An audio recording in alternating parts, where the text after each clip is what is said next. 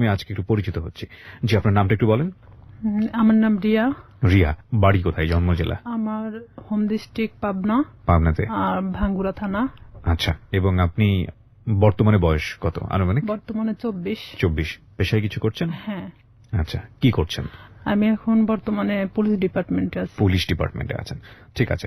আমরা রিয়ার জীবনের গল্প এখানে উপস্থাপন করছি প্রিয় শ্রোতা, এবং এই যে রিয়া তার জীবনটাকে কিভাবে দেখেছেন 24 বছরে, কি গল্প নিয়ে এসছেন, সে গল্পে যাবার আগে আপনাদের সবাইকে একটা কথা বলতে চাই।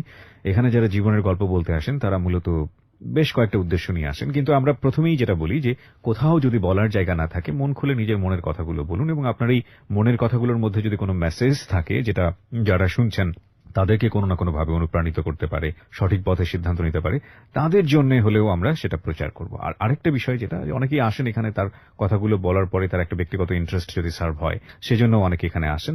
আর কিছু না হোক, যত ভিকটিম এখানে এসেছেন হ্যালো 8920-তে নিজের জীবন গল্পগুলো বলার জন্য, তাদের সবাই লাখ লাখ মানুষের কাছ থেকে রাতভর এই গল্পগুলো শুনে অনেকেই দোয়া পেয়েছেন, অনেকেই কান্নাকাটি করে পর্যন্ত ফোন করে আমাদেরকে পাঠান, ফোন নাম্বার চান গেস্টের।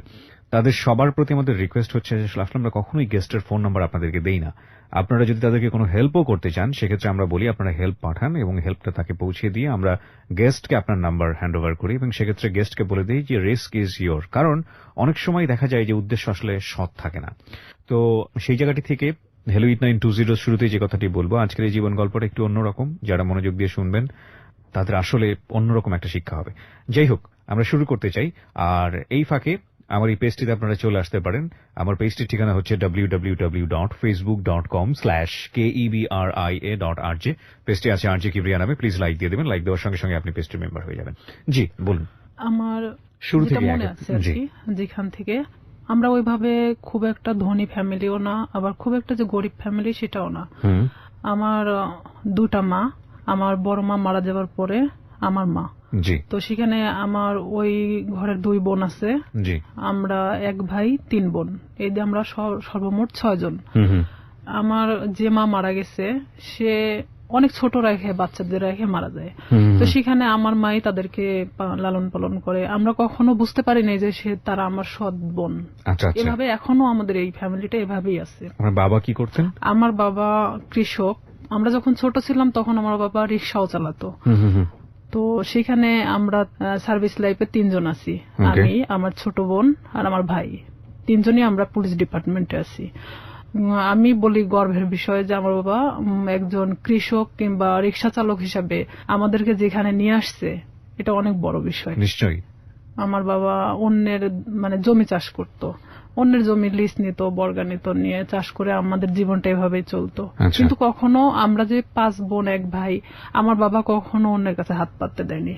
আমরা যতটুকুন পাইতাম, কখনো আমরা বুঝি নাই অভাবটা, কারণ আমাদের বুঝতে দিত না। যে ঈদের সময় আসলে আমাদেরকে সবাইকে যেভাবেই হোক না কেন ড্রেস দিত। দেখা যেত আমার যে বড় বোন ছিল তাকে ড্রেস দিতেই হবে। তো আমি না এরকম আগে থেকেই ভাবতাম, আমার বাবা তো আসলে একজন কৃষক, সে আমাকে ঈদে দিলে পরের ঈদে হয়তো অন্যজনকে দিবে। কিন্তু আমার বড় বোনের মধ্যে এটা ছিল না। কিন্তু ও মানুষ হিসেবে খুব ভালো একটা মানুষ। কিন্তু সেখানে আমার ভাই তো বড় ছিল, আমাদের 3 বোনের বড় ছিল। ভাই তো ইচ্ছা করলে কিছু করতে পারতো, কিন্তু সে একটা অন্যরকম কোয়ালিটির। তার সাথে কখনো কথা বলা যেত না, রাগান্বিত, সে যেটা ভাববে সেটাই। তো এরকম দেখা গেল যে সে যখন এসএসসি পরীক্ষা দেওয়ার পরে সে ফেল করে, কারণ অন্যরকম বন্ধু বান্ধবের সাথে মিশতো, বিভিন্ন করতো। তো বাবা অনেক করতো যে আমার তো একটাই ছেলে, আর ভবিষ্যৎ প্রজন্ম তো আমার এটাই। আমার বাবা দেখা যেত আমার ওই 2টা বোনকে বিয়ে দিয়ে দিছে, আমার বড় মায়ের, আর আমার বোন যেটা বড় তাকেও বিয়ে দিয়ে দেয়। তো দেখে আমার চাচা কিংবা আমার ফুপারা সবাই মিলে ভালো ভালো দেখে বিয়ে দিছে।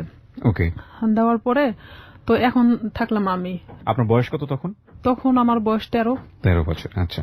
তখন দেখা যেত বিভিন্ন সময় আমাকে বিভিন্ন ছেলেরা দেখতে আসতো, কিন্তু এটা আমি পছন্দ করতাম না। আমার চিন্তা ভাবনা ছিল পড়াশোনা করব, আমি নিজের পায়ে নাও দাঁড়ালে আমি একটা ম্যাচিউরড হওয়ার পরে বিয়ে করব, এরকম আমার চিন্তা ভাবনা ছিল। তো সেখানে দেখা যাচ্ছে যে আমার চাচা চাচিরা যারা আছে আমাদেরকে নিয়ে অনেক রকম কথা বলতো, কারণ তাদের 2 ছেলে 2 মেয়ে, 2 ছেলেই শিক্ষিত, 2টা মেয়ে শিক্ষিত। তো সেখানে তাদের চেয়ে আমরা একটু হলেও নেমছিলাম, কারণ আমার বাবা যখন ছোট ছিল তখন আমার চাচাকে সেই বিয়ে পর্যন্ত সেই পড়াইছে। আমার বাবা ছোট ছিল তারপরও তাকে পড়াইছে আমার বাবা। তো সেখানে আমার ভাইকেও অনেক বোঝানো হয়, সে পড়াশোনা বাদ দিয়ে দেয় অলরেডি, যা তার ভালো লাগে না। ভালো লাগে না, তুমি কিছু একটা করো। আমার বাবার কথা যে কিছু একটা করো, কারণ তোমাকে আমি কত বছর বসায় রাখে খাওয়াবো। আমার ভাই বলে যে আমি কিছু করতে পারবো না, মানে সে একদম চাচাছোলা কথা বলে, বিভিন্ন সময় মাকে মারতে যায়। এক কথায় যে সে অন্যরকম একটা কোয়ালিটির মানুষ। সবার বড় ছিল উনি। হ্যাঁ, উনি কাজ করছে, এগুলো করে বন্ধু বান্ধবের সাথে মেশে। ও যেখানে 16-17 বছর বয়স, আর ও যাদের সাথে মিশতেছে তাদের 25-26 বছর বয়স। আইসে দেখা যেত কেউ কথা বললে তারাই মারতো ধরে। যেহেতু আমরা ছোট ছিলাম, আমার 5 বোনের মধ্যে আমি সবসময় রুখে দাঁড়াতাম। তো আমি বলতাম, কেন তুমি মাকে মারতে যাবা? দোষটা তো তুমি করছো, তুমি পড়াশোনা করো না, তুমি বন্ধু বান্ধব নিয়ে আড্ডা দাও। মানে তার কথা যে আমি কেন এই কথাগুলো বলবো, তার ইচ্ছা বাবা থেকে টাকা যাচ্ছে ওকে দিতে হবে।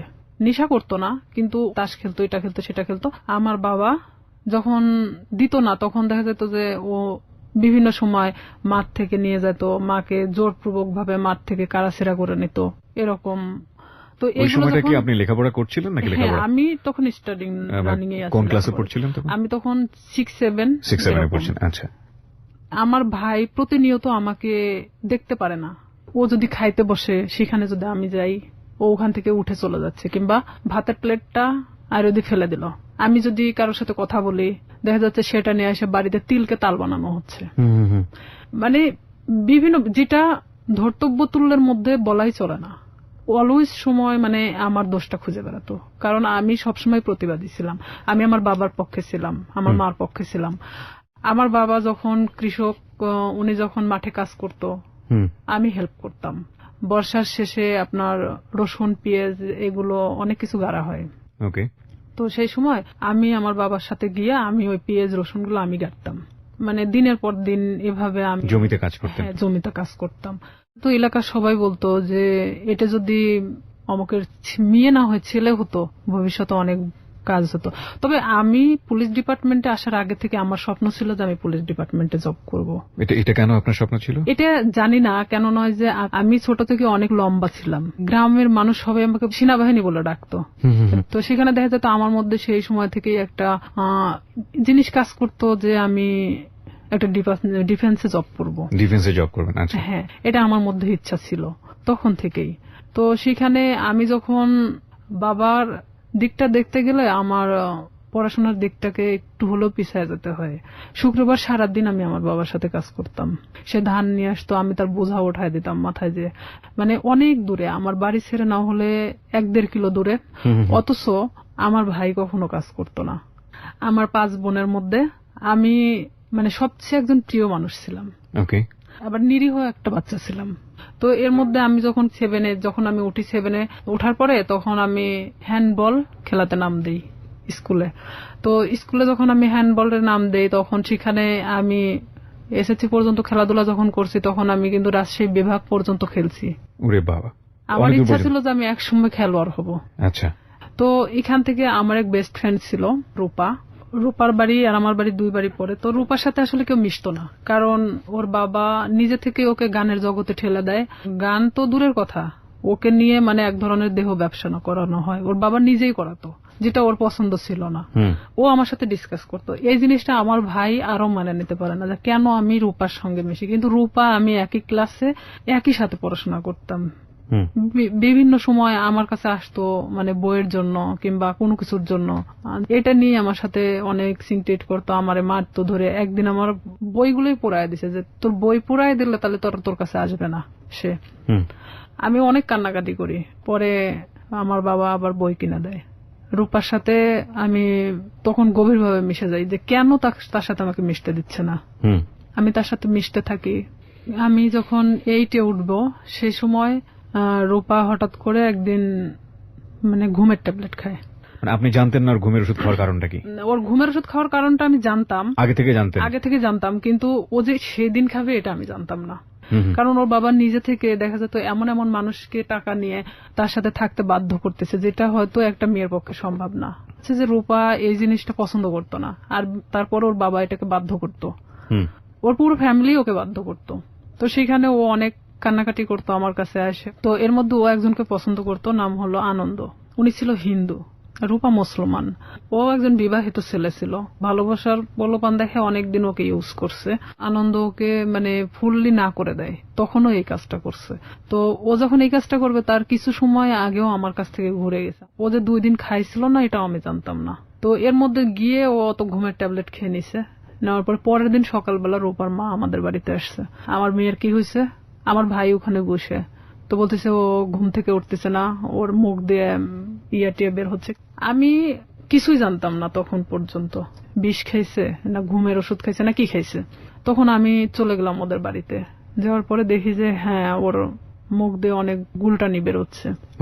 তখন আমি ওকে অনেক জাগানোর চেষ্টা করি, তো জাগে না। পরে আমি জানতামও না যে ও কি খাইছে। তখন ভাবতেছি যে কি আসলে হসপিটালে নিয়ে যাওয়া উচিত।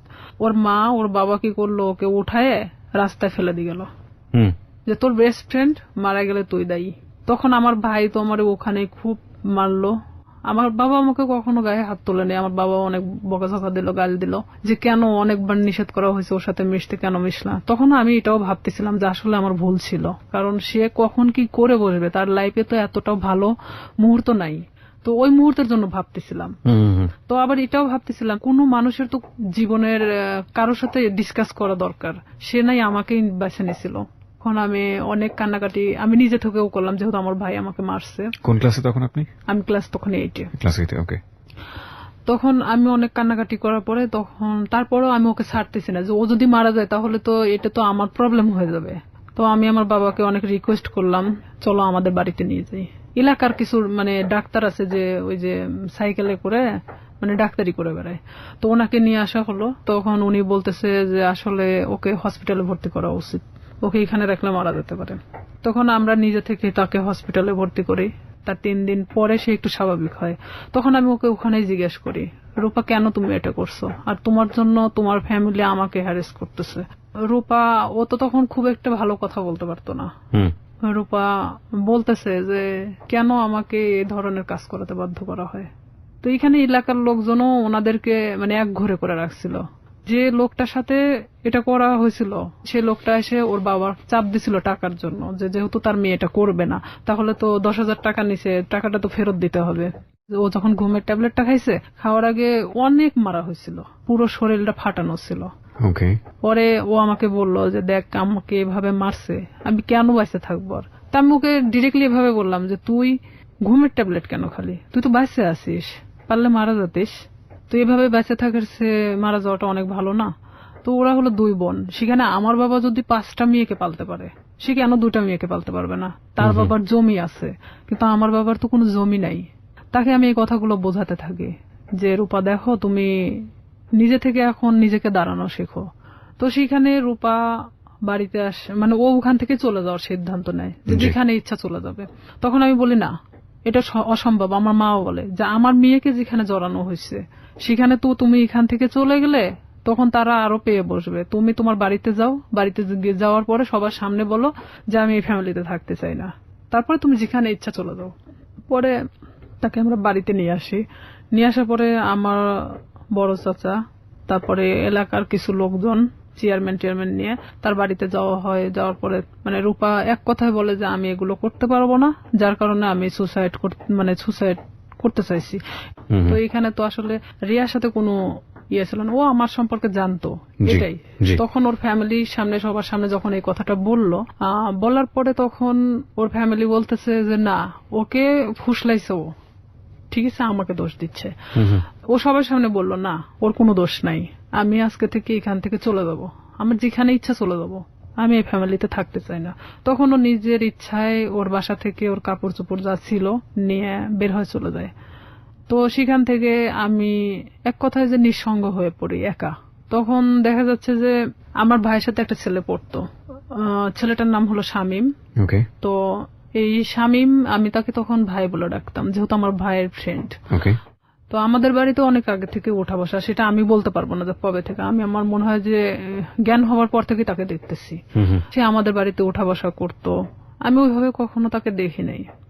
আমি আবার কিছু জিনিস নিয়ে ভাবতাম যে আসলে আমার কিছু করা দরকার, পড়াশোনার খরচটাও বেড়ে যাচ্ছে, আর এখানে দেখা যাচ্ছে যে আমি নিজের পায়ে এখন থেকেই দাঁড়াতে চাই। আচ্ছা, তো সেখানে আমার বাসাটা আসলে প্রপার থেকে 1 কিলো ভিতরে, মানে Okay. খুব একটা দূরে না। ওকে, মাঝখানে একটা অফিস আছে, ডিশ লাইন অফিস। তো সেই ডিশ লাইন অফিসে মেয়েদেরকে নিয়োগ দেওয়া হচ্ছিল যে তারা বিল কালেক্ট করবে। তো 4,500 থেকে 5,000 টাকা বেতন হবে। আমি যদি এই কাজটা করি তাহলে দেখা যাচ্ছে যে অন্তত আমি আমার নিজেকে নিজে চালাতে পারবো, এমনকি আমি একটু হলো নিজের লাইফটাকে বুঝতে শিখবো। জি, তো ওনারা বলতেছে যে তুমি, মানে আমাদের ফিক্সড বেতন হলো 4,500 টাকা, আমরা তোমাকে কিছু এলাকা দেব। সেই এলাকাটা নেওয়ার পরে তুমি যদি চাও যে হ্যাঁ আমি তার চেয়ে বেশি নিতে পারবো, তাহলে তোমার বেতনটা বাড়বে। আর যদি তুমি সেই এলাকার মধ্যেই থাকো যে এর চেয়ে আমি বেশি পারবো না, তাহলে তোমার 4,500 টাকার বেশি হবে না। আমাকে সব কথা খুলে বলা হয়। প্রথম মাসটা আমি 350 কার্ড নেওয়া হয়। 4টা এলাকায় 350 কার্ড ছিল, মানে 350 ডিশ লাইন ছিল।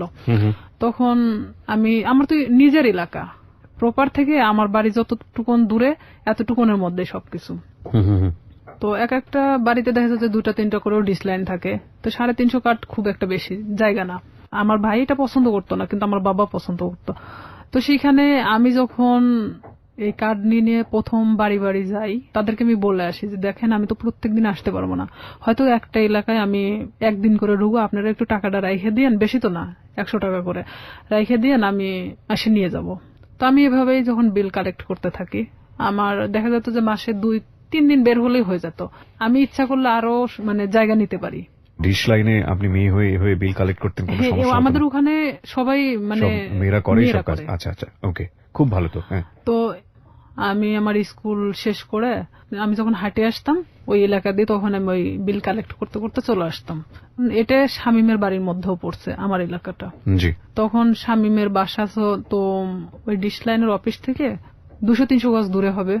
একদিন হঠাৎ করে শামীম আমাদের বাড়িতে আসে। উনি কি মানে সম্পর্কে কি হতো আপনাদের? সম্পর্কে আমার ভাইয়ের বন্ধু। আপনার ভাইয়ের বন্ধু হতো? হ্যাঁ, ওকে, ওইভাবে চিনা, কিন্তু আমি কখনো কথা বলতাম না। হঠাৎ যদি কথা বলতাম মানে ভাইয়া হিসাবে কথা বলতাম। সে আমার 10 বছরের সিনিয়র ছিল। উনি আমাকে একদিন এসে খোঁজ করে আমার মার কাছে। মাকে এসে বলতেছে যে রিয়া কোথায়? তো আমার মা বলতেছে ভিতরে আছে। এখন আমাকে ডাক দিল, আমি আসলাম।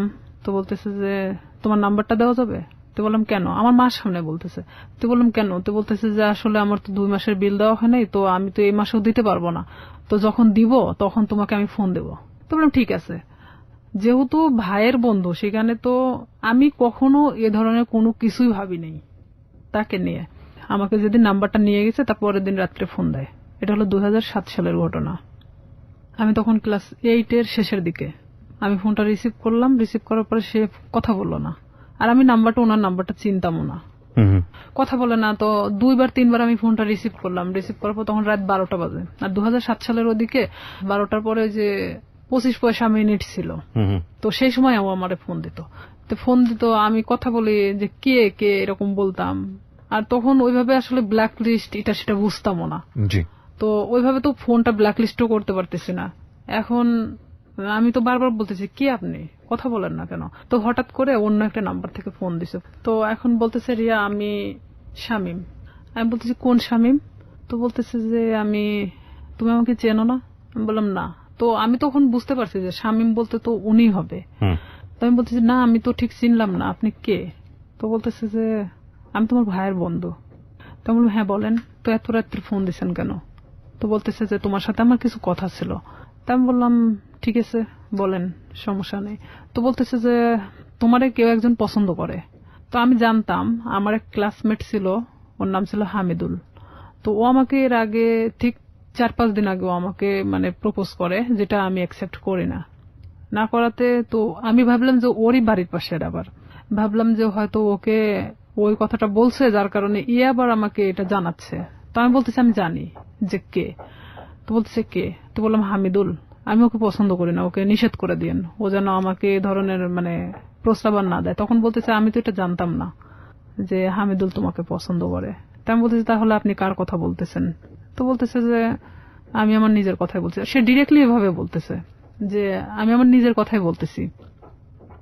সে যখন এইভাবে বলতেছে যে আমি আমার নিজের কথা বললাম, তখন আমি এক মুহূর্তের জন্য চুপ হয়ে গেছি যে সে কি বলে, এটা কি আদৌ সম্ভব যে আমার ভাইয়ের বন্ধু, তারপরে আমার চেয়ে 10 বছরের সিনিয়র।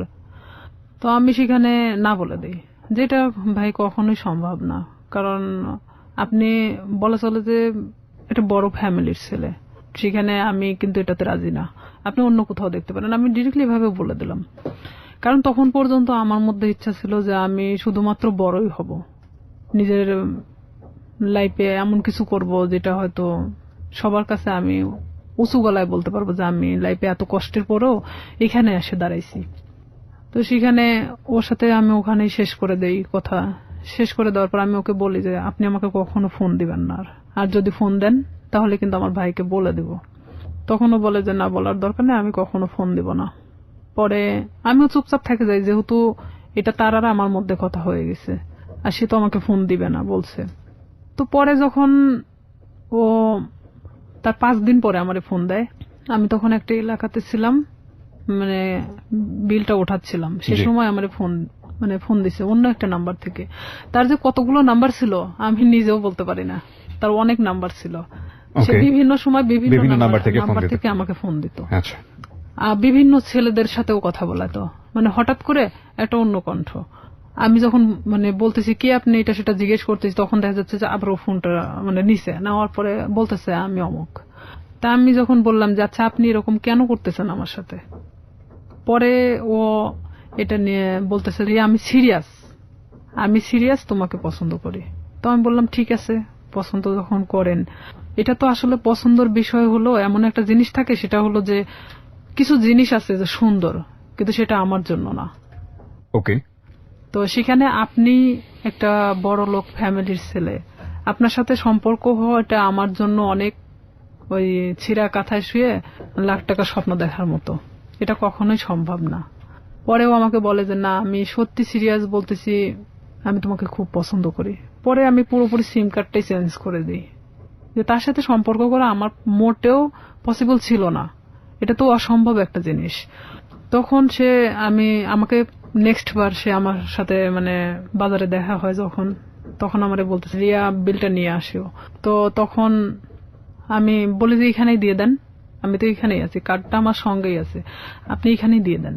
তো বলতেছে না আমার কাছে তো এখন টাকা নেই, বাসায় যেয়ে নিয়ে আসো। তো আমি তো জানি বাসা তো এমন একটা জিনিস যেখানে সবাই থাকে, বাবা মা ভাই বোন সবাই তো আছে। ওকে। তখন ওনার 3 মাস পেন্ডিং ছিল, যে বিলটা উনি দিচ্ছিল না, ইচ্ছাকৃতভাবেই সে দিচ্ছিল না।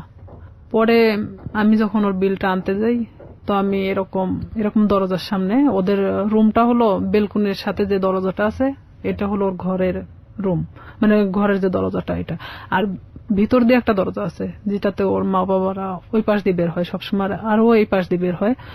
তো আমি তো এখানে গিয়ে দাঁড়াইছি, দাঁড়ানোর পরে আমি যখন নক করি ও বের হয়ে আসে। বের হয়ে আসার পরে তখন আমি কার্ডটা বের করে বললাম যে ভাই বিলটা দেন। তখন আমি জানতাম না ওর বাসায় লোক ছিল না। বিরতি নেব প্রিয় শ্রোতা, এই পর্যায়ে আমরা ছোট্ট একটা বিরতি নিচ্ছি, মাত্র 4 মিনিটের বিরতি। আপনারা শুনছেন close Up presents hello 8920 ABC radio FM 89.2 তে। আমি আরজি কিবরিয়া রয়েছে আপনার সঙ্গে, এবং রিয়া আজকে তার জীবনের গল্প এখানে বলছে। রিয়াকে দেখার জন্য বা কোনো কমিউনিকেট করার জন্য, কিছু বলার জন্য আপনারা আসতে পারেন আমার ফেসবুক পেজে। ফেসবুকের ঠিকানা www.facebook.com/kibria.rj। আমি আবারও বলছি www.facebook.com/KEBRIA.RJ, পেজটি আছে আরজি কিবরিয়া নামে। And please like this page. ফিরে আসছি ঠিক 4 মিনিট পর। Close Up presents hello 8920। Close Up, the closer the better. Close Up presents Hello 8920. Close Up, the closer, the better. 4 minute পর প্রিয় শ্রোতা, আরো একবার আমন্ত্রণ জানাচ্ছি ক্লোজ আপ প্রেজেন্স হ্যালো 8920 তে। রিয়া আছে তার জীবন গল্প নিয়ে। আমি কথা না বাড়িয়ে রিয়ার কাছে আবারও ফিরছি। এই ফাঁকে আপনাদেরকে একটা বিষয় একটু বলতে চাই, আপনারা নিশ্চয়ই জেনে গেছেন, আবারও জানাচ্ছি, যাহা বলিব সত্য বলিব অনুষ্ঠানটি 200 পর্ব পার করে 300 পর্বের দিকে ছুটে চলেছে, এবং এই প্রথমবারের মতো যেখানে হ্যালো 8920 মানে এই অনুষ্ঠানটি, জীবনের গল্প অনুষ্ঠানটি 3টি বই বাজারে এনেছে, সেখানে যাহা বলিব সত্য বলিব এই প্রথম একটা বই বাজারে আনলো, এবং খুব ঘেটে ঘুটে 10টা গল্প সম্বলিত বই। এবং এই বইয়ের একটা ইউনিকনেস আছে, সেটা হচ্ছে একই সাথে বাংলা এবং ইংলিশে এই বইটি প্রকাশ করা হচ্ছে। এবং একটা বইয়ের মধ্যে বাংলা থাকবে এবং ইংলিশও থাকবে, 10টা গল্পের বাংলা এবং 10টা গল্পের ইংরেজি। বইটি আমরা চেষ্টা করছি ইন্টারন্যাশনালি পাবলিশ করার জন্য, কতটুকু পারবো জানি না, তাওয়াক্কাল তু আলাল্লাহ। এবং এই বইটি হচ্ছে এমন একটি বই, আমি মনে করি জীবনে কোনো ভুল সিদ্ধান্ত নেবার আগে এই বইটি একবার সবার পড়ে তারপরে এই সিদ্ধান্তটি নেওয়া উচিত। সবার কালেকশনে রাখার জন্য আমরা বইটির দাম ধরেছি মাত্র 200 টাকা। বইটি শুধু যারা অ্যাডভান্স বুকিং দেবেন তাদের হাতে পৌঁছানোর ব্যবস্থা আমরা করছি। আর অ্যাডভান্স বুকিং দেওয়ার জন্য আপনাদেরকে যেটা করতে হবে, রকমারি.com এ ফোন দিতে হবে এবং ওখান থেকে অর্ডার করলে ওরাই আপনাদের বাসায় কুরিয়ার করে পৌঁছানোর ব্যবস্থা করবে। রকমারি.com এর ঠিকানা হচ্ছে, ঠিকানা তো লাগবে না, ফোন নাম্বারটি, হ্যাঁ ফোন নাম্বারটি হচ্ছে 16297। আমি আবারও বলছি 16297। এটা হচ্ছে রকমারি.com এর নাম্বার। আপনারা ওখানে ফোন দিলেই আপনারা বলবেন আরজি কিবরিয়া যাহা বলিব সত্য বলিব বইটি চাই, ঠিকানা দিলে ওরা আপনার ঠিকানায় বইটি পৌঁছে দেবে। বইটির মূল্য ধরা হয়েছে 200 টাকা প্লাস কুরিয়ার চার্জ। ওকে, যেখানে আমরা ছিলাম, যে আপনি যে বাসায় গেলেন ডিশের বিল নেবার জন্য, শামীম সম্ভবত ছেলেটার নাম, তো ওদের বাসায় সম্ভবত কেউ ছিল না। তারপর আসলে এখানে আরেকটা বিষয় যে ওর 6 বোন, 6 বোনই প্রাইমারি স্কুলের টিচার। তো দেখা যায় যে 9টার পরে ওদের বাসা থেকে ওর মা ওর বাবা ছাড়া কেউ থাকে না, এটা আমি জানতাম আগে থেকে। তো ওর এক ভাই, মানে ওকে দিয়ে 2 ভাই, ওর ছোট যে সে হলো ঢাকাতে কোনো একটা এই কম্পিউটার সফটওয়্যার ইঞ্জিনিয়ার। তো ও ওখানে বাড়িতে তো থাকে না, এখন শামীমই শুধুমাত্র একমাত্র বাড়িতে থাকে। তো আমি তো জানি অবশ্যই ওর বাবা ওর মা তো বাড়িতে আছে, কারণ ওর বোনরা তো সবাই টিচার, সবাই যে যার মতো 9টার পরে বের হয়ে চলে যায়। তো এখানে আমি তো গেছি তখন 11:30 বাজে। সেদিন আমি স্কুলে যাইনি, না যাওয়া তো ওখানে গেছি। যাওয়ার পরে এখন আমি ওর যখন ঘরে নক করি, দরজায় নক করার পর ও বের হয়ে আসে, মানে দরজার ওই ভিতর পারে আর আমি বাহির পারে দাঁড়িয়ে। তো আমি কার্ডটা তো হাতে আমার আছেই বের করানো, আমি তখন কার্ডটা ওনাকে দেখে বলি যে আপনি তো 3 মাস পেন্ডিং আছে, তো আপনি বিলটা যদি দিতেন ভালো হতো, আর না হলে ডিশ লাইন মানে ডিসকানেক্ট করা হবে। তো এখন ও বলতেছে ঠিক আছে আমি টাকাটা নিয়ে আসতেছি।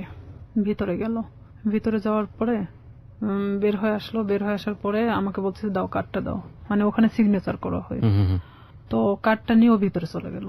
তো সিগনেচার তো ওখানে দাঁড়াই করতে পারতো, তারপরও ভিতরে চলে গেল। আমি কিছু বললাম না, আমি চুপচাপ ওখানে দাঁড়াইছি। যেহেতু আমাকে এর আগে প্রপোজ করছে, সেখানে ওর সাথে আমার ওইভাবে কথা বলার কোনো রুচিও জাগতেছে না, কিন্তু আমি একটা কাজের ক্ষেত্রে দেখা যাচ্ছে এটা আমি বাধ্য।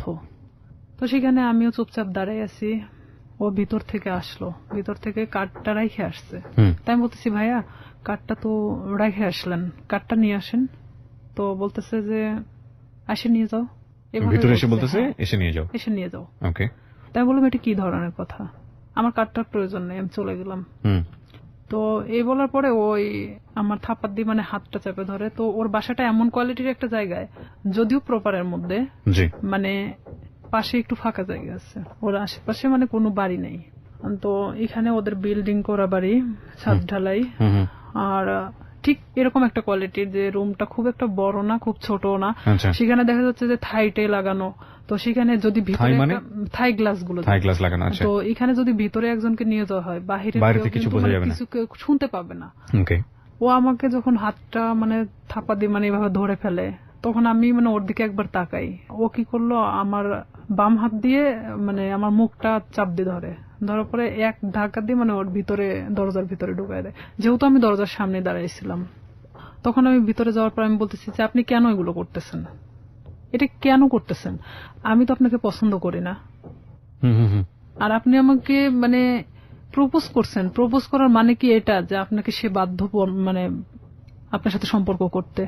তো বলতেছে যে কিভাবে মানে ভালো লাগাতে হয় সেটা আমার খুব ভালো জানা আছে, আমি জীবনে যা চাইছি তাই পাইছি। তাই আমি বললাম দেখেন আপনি অনেক ধনী একটা ফ্যামিলির মানুষ, আপনি জীবনে যা চাইছেন না কেন সেটাই পাইছেন, আমি মানি সেটা। তো এইভাবে মানে আমি যখন ওর সাথে মানে বলতে থাকি কথাগুলো, কারণ আমি জানি যে বাহির থেকে কিছু শোনা যাবে না, এটা আমিও নিশ্চিন্ত ছিলাম। এক পর্যায়ে সে আমার সাথে অনেক মানে ধস্তাধস্তি করতে থাকার পরে এক পর্যায়ে সে আমার সাথে মানে খারাপ কিছু করেও ফেলে। তখন আমি একদম দিশেহারার মতো হয়ে যাই যে আসলে এটা কি হয়ে যাচ্ছে আমার সাথে, এটাকে আমার সাথে আসলে হওয়াটা উচিত ছিল। আমি তাকে তো বারবার মানে বোঝানোরও চেষ্টা করতেছি, তারপরেও তার একটাই কথা যে আমি তোকে যেভাবে হোক আমি চাই। এটাই তার বয়সে 10 বছর বড় ছিল। হ্যাঁ, আমার চেয়ে 10 বছরের বড় ছিল। আর আমি তখন বললাম তো, প্রথমে অনেক আগেই বলে আসছি, আমি অনেক ভীতু কোয়ালিটির একটা মানুষ ছিলাম। আমি খুব একটা মানুষের সাথে কথা বলতে পারতাম না। আমি যে ডিশ লাইনের কাজটা করতাম, এখানেও দেখা যেত আমি অনেকের সাথে কথা বলতাম না। যাইতাম, আমি কার্ডটা বের করে দিতাম, তারা টাকাটা দিত, আমি নিয়ে চলে আসতাম, এরকমই। কারণ তারা টাকাটা দিতে বাধ্য। সে যখন জোরপূর্বক ভাবে আমাকে রেপ করা হয়, এক কথায়, তো কমপ্লিটলি রেপ। হ্যাঁ, তো সেখানে আমি একদম দিশেহারার মতো চুপচাপ, এক পর্যায়ে যে আমি নিস্তেজ, এতক্ষণ যে আমি ধস্তাধস্তিটা করতেছিলাম, তখন সেই মুহূর্তের জন্য আমি নিস্তেজ হয়ে গেছি। মানে আমি এক কথা বলা চলে, আমার শরীরে কোনো শক্তিই নেই, যে আমি যে কি কথা বলবো এখন, আমার ভাষা জ্ঞান মানে সবকিছু শেষ সেখানেই। তো ওখান থেকে আমি কোনো রকম বের হয়ে চলে আসি। বের হয়ে চলে আসার পরে আমি আমার ব্যাগটা আনতে ভুলে যাই। কারণ আমি যে কিভাবে চলে আসছি সেটা আপনি নিজেও জানেন না। আমার মনে হয় যে আমি নিজেও আসলে বলতে পারবো না যে আমি কিভাবে ওখান থেকে আসছিলাম। তবে আমার এটাই মনে হয় যে আমি কোনো না কোনো ভাবে বের হয়ে চলে আসছিলাম। তো সেই মুহূর্তে ও আমাকে আটকে রাখার চেষ্টাও করে নাই, আর আমি বের হয়ে চলে আসছি। ও শুধু দরজাটা খুলে দিয়েছে, আমি বের হয়ে আসছি, এটুকুনি। কিন্তু ওখানে যে আমার ব্যাগটা রয়ে গেছে, আমার কার্ডগুলো রয়ে গেছে, মানে এরকম কোনো জ্ঞান আমার মধ্যে ছিল না। কারণ এরকম শট আমি কখনো খাইনি, যেটা ওই মুহূর্তের জন্য পাইছি। তখন আমি বাড়িতে চলে আসি ডিরেক্টলি। বাড়িতে আসার পরে আমার মা জিজ্ঞেস করে, তোর ব্যাগ কোথায়? তো এখানে আরো একটা কথা, আমি আরেকজনের সাথে মিশতাম, সে আমার সম্পর্কে ভাগ্নি হয়, সাথী নাম। সে অবশ্য 2013 সালে সুসাইড করছে, মারা গেছে সে। সাথীদের বাড়িতে আমি উঠা বসা করতাম মাঝে মধ্যেই। তো আমি মারা এভাবে বলতেছি, মা আমি মনে হয় সাথীদের বাড়িতে রেখে আসছি, কিন্তু আমি কিন্তু শিওর না। আমি এমনি তাকে বোঝানোর জন্য যে আমি সাথীদের ওখানে মনে হয় ব্যাগটা রেখে চলে আসছি। তাই আমার মা কিছু বললো না, কারণ সাথীদের বাড়ি আমার বাড়ি থেকে 5-6 বাড়ি দূরে। তো সেখানে মা আমাকে আর কোনো কথা বললো না। আমি আমার রুমে চলে যাই, আমি একা এক ঘরে থাকতাম। আচ্ছা। তো আমি আমার রুমে ঢোকার পরে চুপচাপ একা একা কান্না করি, কারণ আমি এই কথাগুলো আমি কারোকে বলতেও পারতেছি না। কারণ এটা সম্ভব না, এখনকার লাইফে হয়তো সম্ভব, কারণ এখন আমরা অনেকটাই বুঝতে শিখছি, অনেকটা প্রতিবাদী হওয়া শিখছি। কিন্তু আজ থেকে 2007 সাল মানে অনেকটা দূরে ছিল। আর তখন গ্রামের মানুষ মানে এগুলো নিয়ে অনেক ভয় পেত, যে আমার সাথে ঘটে যাওয়া ঘটনা যদি আমি কারোকে প্রকাশ করি, লাইফে আমারই অনেক ক্ষতি হবে। দেখা যাবে আমাকে অনেকেই বলবে যে রেপিস্ট একটা মেয়ে, এ ধরনের ইঙ্গিত করবে। যার কারণে আমি চুপচাপ, মানে কোনো কথা না বলে কারোকেই বলিনি, আমি সব নিজের মধ্যে রাখি। এভাবে যখন আমি নিজের মধ্যে রাখি, শামীম আমাকে বারবার ফোন দেয়, আমি ফোনটা রিসিভ করি না। রিসিভ না করাতে ও আমাকে প্রায় আমাদের এলাকায় এসে দাঁড়ায় থাকতো। আপনি এই যে এত বড় একটা ঘটনা ঘটে গেল, এরপরে আপনি কোথাও বিষয়টা শেয়ার করেননি কারোর সঙ্গে? কাউকে কিছু বলেননি? কারণ আমি তো আসলে ভাবতেছিলাম যে আমি এই কথাটা কিভাবে বলবো, যাকেই বলবো না কেন এটা তো বার্গেনিং হয়ে যাবে, আর পুরো এলাকা ছাড়াই যাবে। তখন আমি কিভাবে মানুষের সামনে মুখ দেখাবো? আমার তো সুসাইড ছাড়া তো উপায় ছিল না তখন। কারণ এটা মানে একটা গ্রাম্য মেয়ের কাছে যে কতটা লজ্জাজনক, কিন্তু আমি তো একটা গ্রামে বড় হয়েছি, সেখানে আমার কাছে অনেকটাই কষ্টের জনক ছিল। কারণ সেখানে দেখা যাচ্ছে যে আপনি কিছু নাও করলে আপনার কোনো একটা ব্যাড সাইড নিয়ে তারা সবসময় গবেষণা করে, আর এটা তো অনেক একটা বড় বিষয় ছিল। তখন আমি আমার ফ্যামিলির তো কারোকে জানাই নেই। এখানে আমি যে সাথীর সাথেও মিশতাম, মানে এই রূপা চলে যাওয়ার পরে আমি সাথীরও কখনো বলি নাই যে আমার সাথে এরকম কিছু একটা হয়েছে। পরে এটা যখন ঠিক 1.5 মাস পর আমি কেন জানি বুঝতে পারি যে আমার মধ্যে কোনো একটা পরিবর্তন হচ্ছে। পরিবর্তনটা এরকম, হয়তো আমার কোনো কিছু ভালো লাগে না, খাইতে মন চায় না, উঠতে মন চায় না, বসতে মন চায় না, মানে আমি একটা অন্যরকম জিনিস ফিল করতেছি যে শরীরের ভিতরে। হ্যাঁ, যেটা এক কথায় যে আমি ঘুমালে উঠতে পারি না, মানে খালি ঘুমাতেই মন চায়। তারপরে আমার মা জিজ্ঞেস করতো যে তুই এরকম তো ছিলি না, খাওয়া দাওয়া বন্ধ, মানে কেমন একটা অন্যরকম। তাই আমি বলতাম যে আমি তো অনেক হাঁটাহাঁটি করি, যার কারণে আমার না ঘুমালে আর উঠতে মন চায় না, আমি বুঝতে দেয় না। পরে এভাবে যখন আমার মা তো ওইভাবে আসলে কখনো ফোর্স করে না, কারণ তারা জানতো যে এরকম কোনো কিছু কখনো হবে না।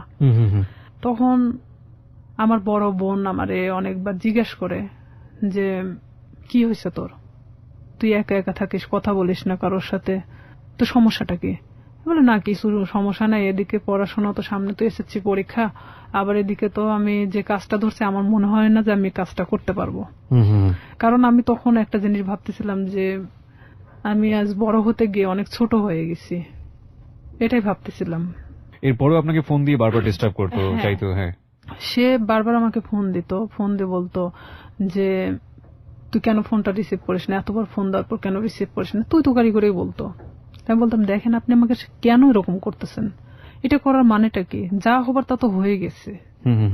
আপনি তো একটা মেয়েকে ভোগ করার দরকার ছিল, করছেন। আমি এভাবেই বলি তাকে, তাহলে আর কি দরকার? তো সে আমাকে বলে যে না, কিন্তু তোকে- আপনাকে আমার এই প্রশ্নটা আবারও করতে হবে। এত বড় একটা ঘটনা ঘটে যাবার পরে আপনি বাসায় শেয়ার করলেন না কেন, কাউকে জানালেন না কেন? শেয়ার করিনি। আসলে এটা আমি অনেকটা ভীত ছিলাম, যেহেতু আমার ভাই পূর্বে থেকে আমার সাথে ভালো সম্পর্ক না। এখানে যদি আমি শেয়ার করি, দেখা যাচ্ছে যে অনেকটা আমার দিকেই গড়াবে।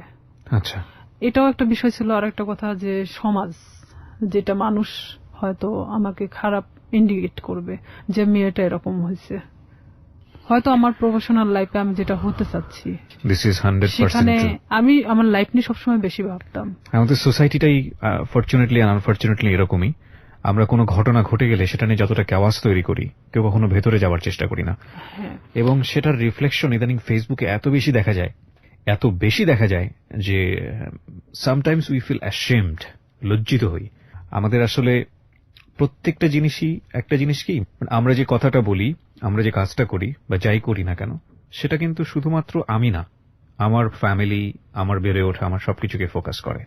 আর কোনো একটা মানুষের কোনো পার্টিকুলার বিষয় ধরে সে বিষয়টা নিয়ে নাড়াচাড়া করা, কাউকে খুব সোজাভাবে মন্তব্য করে দেয়া, বিশেষ করে এই যে রেপের মতো ঘটনাটা, যেটা হলে আমাদের সমাজে সবসময় মেয়েদের দিকে আঙ্গুল তোলা হয়, ভিকটিমের দিকে আঙ্গুল তোলা হয়। এবং দেখবেন যে পত্রপত্রিকায় যখন সংবাদ আসে, আমরা আমাদের সামাজিকতার কথা ভেবে ওই মেয়েটাকে আমরা সামনে আনি না, ফোকাস করি না, তার ছবি প্রকাশ করি না। কেন করি না? এই কারণে সামাজিকতায় সমস্যা হবে। তার মানে আমাদের সামাজিকতা কতটা দুর্বল।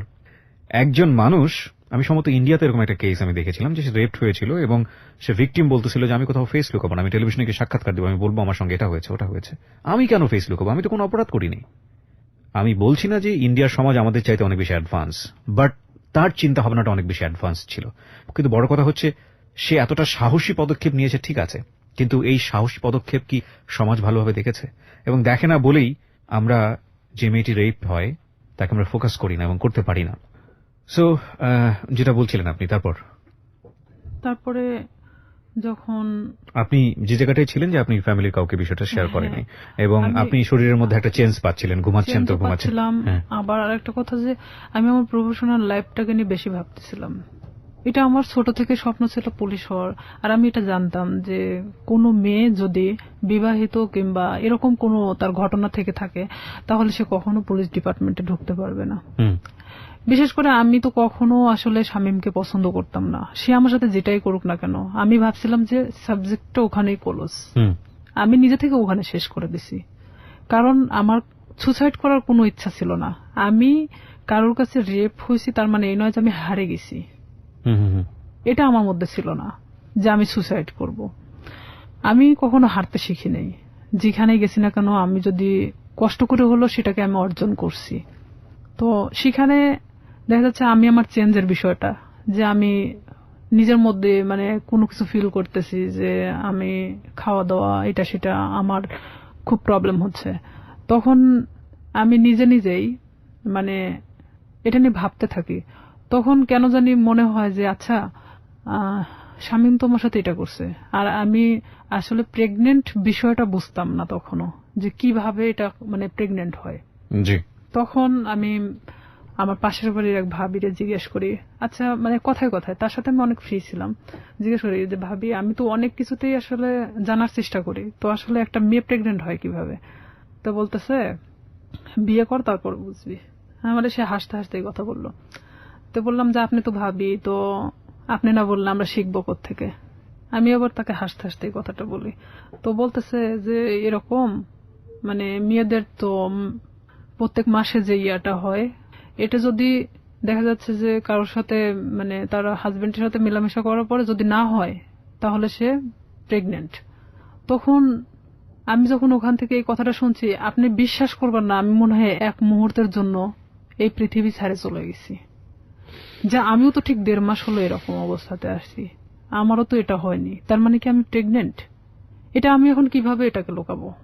কারণ এতক্ষণ পর্যন্ত যা ঘটে গেছিল সেটা লুকানো সম্ভব ছিল, বাট এটা এখন আমি কিভাবে লুকাবো?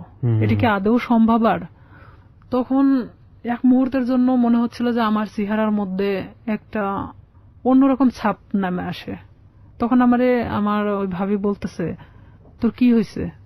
আমি বললাম, না আসলে শরীরটা কয়েকদিন ধরে ভালো লাগতেছে না, অটোমেটিক কেন জানি মনে হচ্ছে প্রেশারটা নামে গেছে। তো আমি তো ওখানে বসে পড়ি, প্রায় আমি আধা ঘন্টার মতো বসে মানে নিজে নিজে ভাবতে থাকি। আর আমার শরীরটা এত ঘামতেছিল, মানে এক কথায় যে আমি মৃত মানুষের মতো বসে আছি। তো তখন ভাবি যে এটাকে আমি কিভাবে সমাধান করব, আমি কিভাবে আমার ফ্যামিলিকে বলবো এখন, যেটা 1.5 মাস আগে ঘটে যাওয়া ঘটনা। আর এর মধ্যে কন্টিনিউ ও আমার সাথে এরকম যোগাযোগ রাখার চেষ্টা করে, কিন্তু আমি রাখি না। তখন ইচ্ছাকৃতভাবে আমি ওকে ফোন দেই, ব্যাপারটা আসলে জানানোর জন্য যে এটার কি কোনো সমাধান আছে কিনা, যদি হয় নিজে থেকে সমাধান করার মতো। কারণ আমি চাই না যে আমি আমার লাইফে কখনো থেমে থাকি কারোর জন্য। তখন ওকে আমি যখন ফোন দিয়ে বলি যে শামীম, আমি তো এরকম, আর এটা বিষয় তো আমি জানতামও না, তুমি তো আমার চেয়ে 10 বছরের সিনিয়র, তুমি যে আমার সাথে এটা করছো, যেটাই করো না কেন, তুমি আমাকে বলতে পারতা যে এরকম হওয়ার সম্ভাবনা আছে, তুমি সেটাও আমাকে বলো নাই। তো এখন বলতেছে যে এখন তুই কি করবি সেটা তুই জানিস, সেটা আমি জানি না। তখন থেকে totally or SIM card of, মানে যখন আমি ব্যাপারটা ওকে জানাই তখন থেকে ওর সিম কার্ডটা টোটালি অফ করে দেয়। আমরা আরেকটা বিরতি নিচ্ছি প্রিয় শ্রোতা এই পর্যায়ে। এই জন্যই আমরা বলি যে জীবন নাটকের চেয়েও অনেক বেশি নাটকীয়। জীবনের যেই স্প্যান বা প্ল্যাটফর্ম, সেখানে যে ঘটনাগুলো মানুষের জীবনে ঘটে যায়, সেখান থেকেই বিভিন্ন অভিজ্ঞতা নিয়ে নাটক হয়, সিনেমা হয়, ফিকশন হয়, কত কিছু হয় না? কিন্তু যত ফিকশনই আমরা দেখি না কেন, যত নাটকই দেখি না কেন, সিনেমা দেখি না কেন, হ্যালো 8920 এই অনুষ্ঠানগুলো করার পরে আমার ব্যক্তিগত অনুভূতি হয়েছে যে কোনো রচনাই আসলে জীবন নাটক যিনি রচনা করেন উপরওয়ালা, তার সৃষ্টিকে উতরে যেতে পারেনি। ওকে, ফিরে আসবো মাত্র 5 মিনিট পর, 12টার সময়। আর এই বন্ধুটি আমাদের সঙ্গে আছেন তার জীবন গল্প নিয়ে, রিয়া। তার সঙ্গে কানেক্ট করতে হলে আপনারা আসবেন আমাদের ফেসবুক পেজে। ফেসবুকের ঠিকানা www.facebook.com/kibriya.rj। আমি আবারও বলছি www.facebook.com/KEVRIA.RJ। পেজটি আছে RJ Kibriya, and please like this page. Close Up presents Hello 8920. Close Up. The closer, the better. Close Up presents Hello 8920. Close Up. The closer, the better. আরো একবার আমন্ত্রণ প্রিয় শ্রোতা, আপনারা শুনছেন close Up presents hello 8920 ABC radio FM 89.2 তে। আমি RJ Kibriya আপনাদের সঙ্গে রয়েছি, আর আমার সঙ্গে এখানে জীবনের গল্প নিয়ে আছেন রিয়া। কথা না বাড়িয়ে তার কাছে আবারও ফিরতে চাই। রিয়া, তারপর সিমটা বন্ধ? হ্যাঁ, সিমটা তখন বন্ধ ছিল। আমি অনেক চেষ্টা করি, আমি সারা রাত চেষ্টা করি, কারণ সেই ছিল একমাত্র আমার লাইফের ঘটনা জানে, যেটা তার সাথে ঘটে যাওয়া। কোনো ক্রমে যদি আমাকে এটা থেকে মানে রেহাই দিত, তাহলে হয়তো আমি আমার সামনের লাইফটা হয়তো ভালোভাবে কাটাতে পারতাম। কারণ আমি গ্রাম্য মেয়ে হিসেবে আমি এটা কখনোই মানে ফ্ল্যাশ করতে পারতেছিলাম না, এটা আমার কখনো সাহসে কোলায় উঠতেছিল না। ওকে, যখন ওকে আমি বারবার ফোন দিতে থাকি, ওর ফোনটা সুইচ অফ তো সুইচ অফে, কোনো প্রকার ওকে আমি যোগাযোগ করতে পারতেছি না। তখন আমি ভাবলাম যে কোনো ভাবে এটা আমাকেই পদক্ষেপ নিতে হবে। তখন পরের দিন সকালবেলা, মানে আমি পুরোটাই আনবো না, এক কথায় যে মানে পাগল বলা চলে, আমার মা খাইতে বললো আমাকে, আমি না খেয়ে বের হয়ে গেলাম বাড়ি থেকে। হসপিটালের সামনে বসে আছি, কিছু ডিসপেন্সারি আছে, সামনে বসে আছি। ওখানে বসে বসে ভাবতেছি যে আসলে কি করা যায়। ভাবলাম যে আচ্ছা, এটা আমি টেস্ট করাই নেই আগে, যে আসলে কি আমি প্রেগনেন্ট কিনা। অযথা এটা নিয়ে আমি কেন ভাবতেছি, নিজে পরীক্ষা করে দেখি।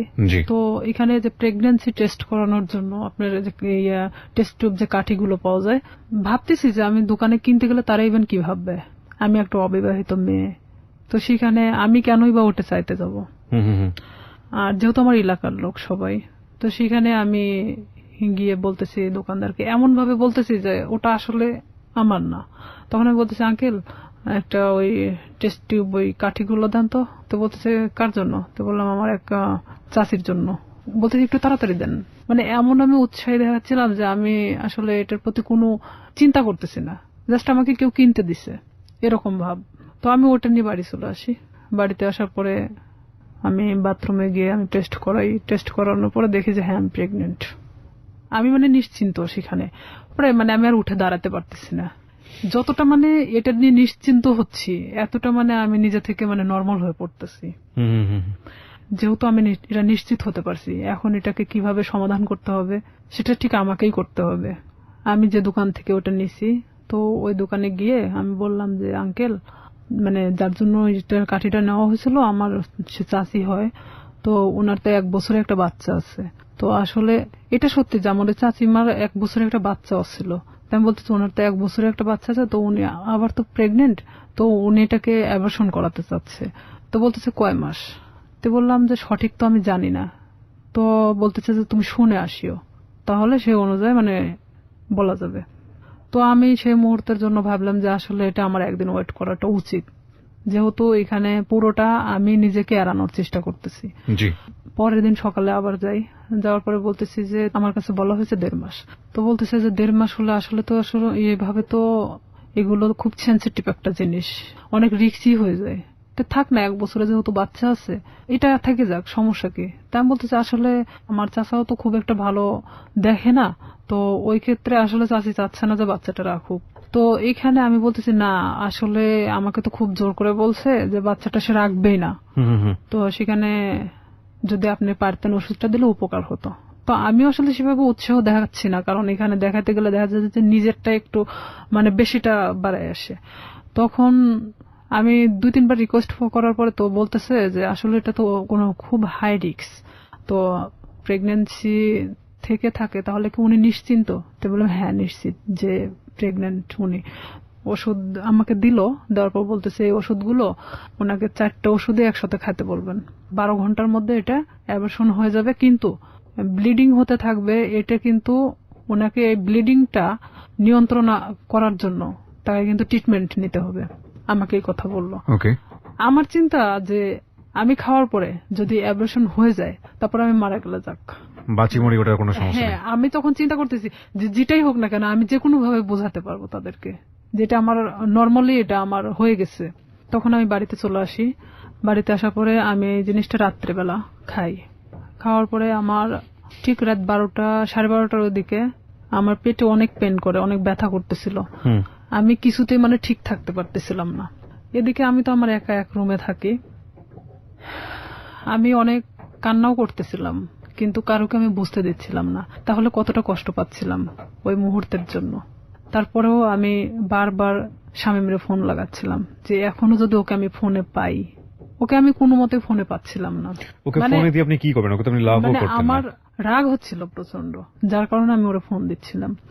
পরে এভাবে যখন রাত 12টা 12:30টার দিকে আমি বুঝতে পারি যে হয়তো আমার ইয়াটা হয়ে গেছে, তখন আস্তে আস্তে আমার ব্যথাটা কমে আসছিল। আমি যখন বিছানা থেকে উঠে দাঁড়াইছি আমার পুরো এতটাই ব্লিডিং হয়েছে যে বলা চলে যে অনেকটা, কথা বলতে পারতেছি না।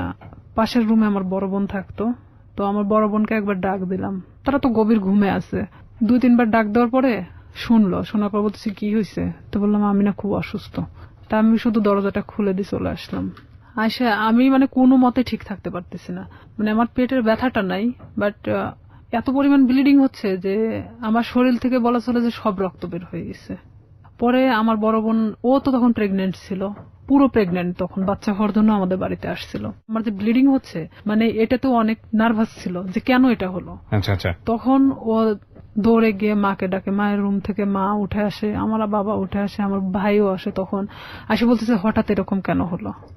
তো এখানে আমি বললাম আমি জানি না, আমি তো ঘুমাচ্ছিলাম, হঠাৎ আমি এটা মনে হলো যে আমি বাথরুমে যাব, তো ওঠার পরে দেখি যে এই অবস্থা, কিন্তু কেন হয়েছে আমি বলতে পারি না। এই বলার পরে মানে আমি অনেক মানে থরথরে কাঁপতেছিলাম, কারণ আমার শরীরে কোনো রক্ত নাই। তখন আমি মানে আমার মৃত্যুর 1 সেকেন্ড আগে আমি কারোর কাছে ছোট হতে চাচ্ছি না, যে আমি কখনোই যে আমি যে রেপ হয়েছি এই কথাটা আমি কাউকে বলতে চাচ্ছি না, কোনো মতেই না। তখন আমার বড় চাচি আসে, আসার পরে সে বলতেছে যে ওর তো যেভাবে ব্লিডিং হচ্ছে তাতে তো ওকে বাঁচায় রাখা কঠিন হয়ে যাবে। তো আমার মা তো ডিম সিদ্ধ দিল, যে ডিম তো একটা শক্তিশালী জিনিস, দুধ ডিম আমারে খাওয়ানোর চেষ্টা করলো। তো আমি ওই মুহূর্তের জন্য খাইলাম, কারণ ওই মুহূর্তে আর আমার রুচিতে সমস্যা ছিল না। মানে আমার যে একটা খাবার প্রবলেম ছিল, এই প্রবলেমটা তখন ছিল না।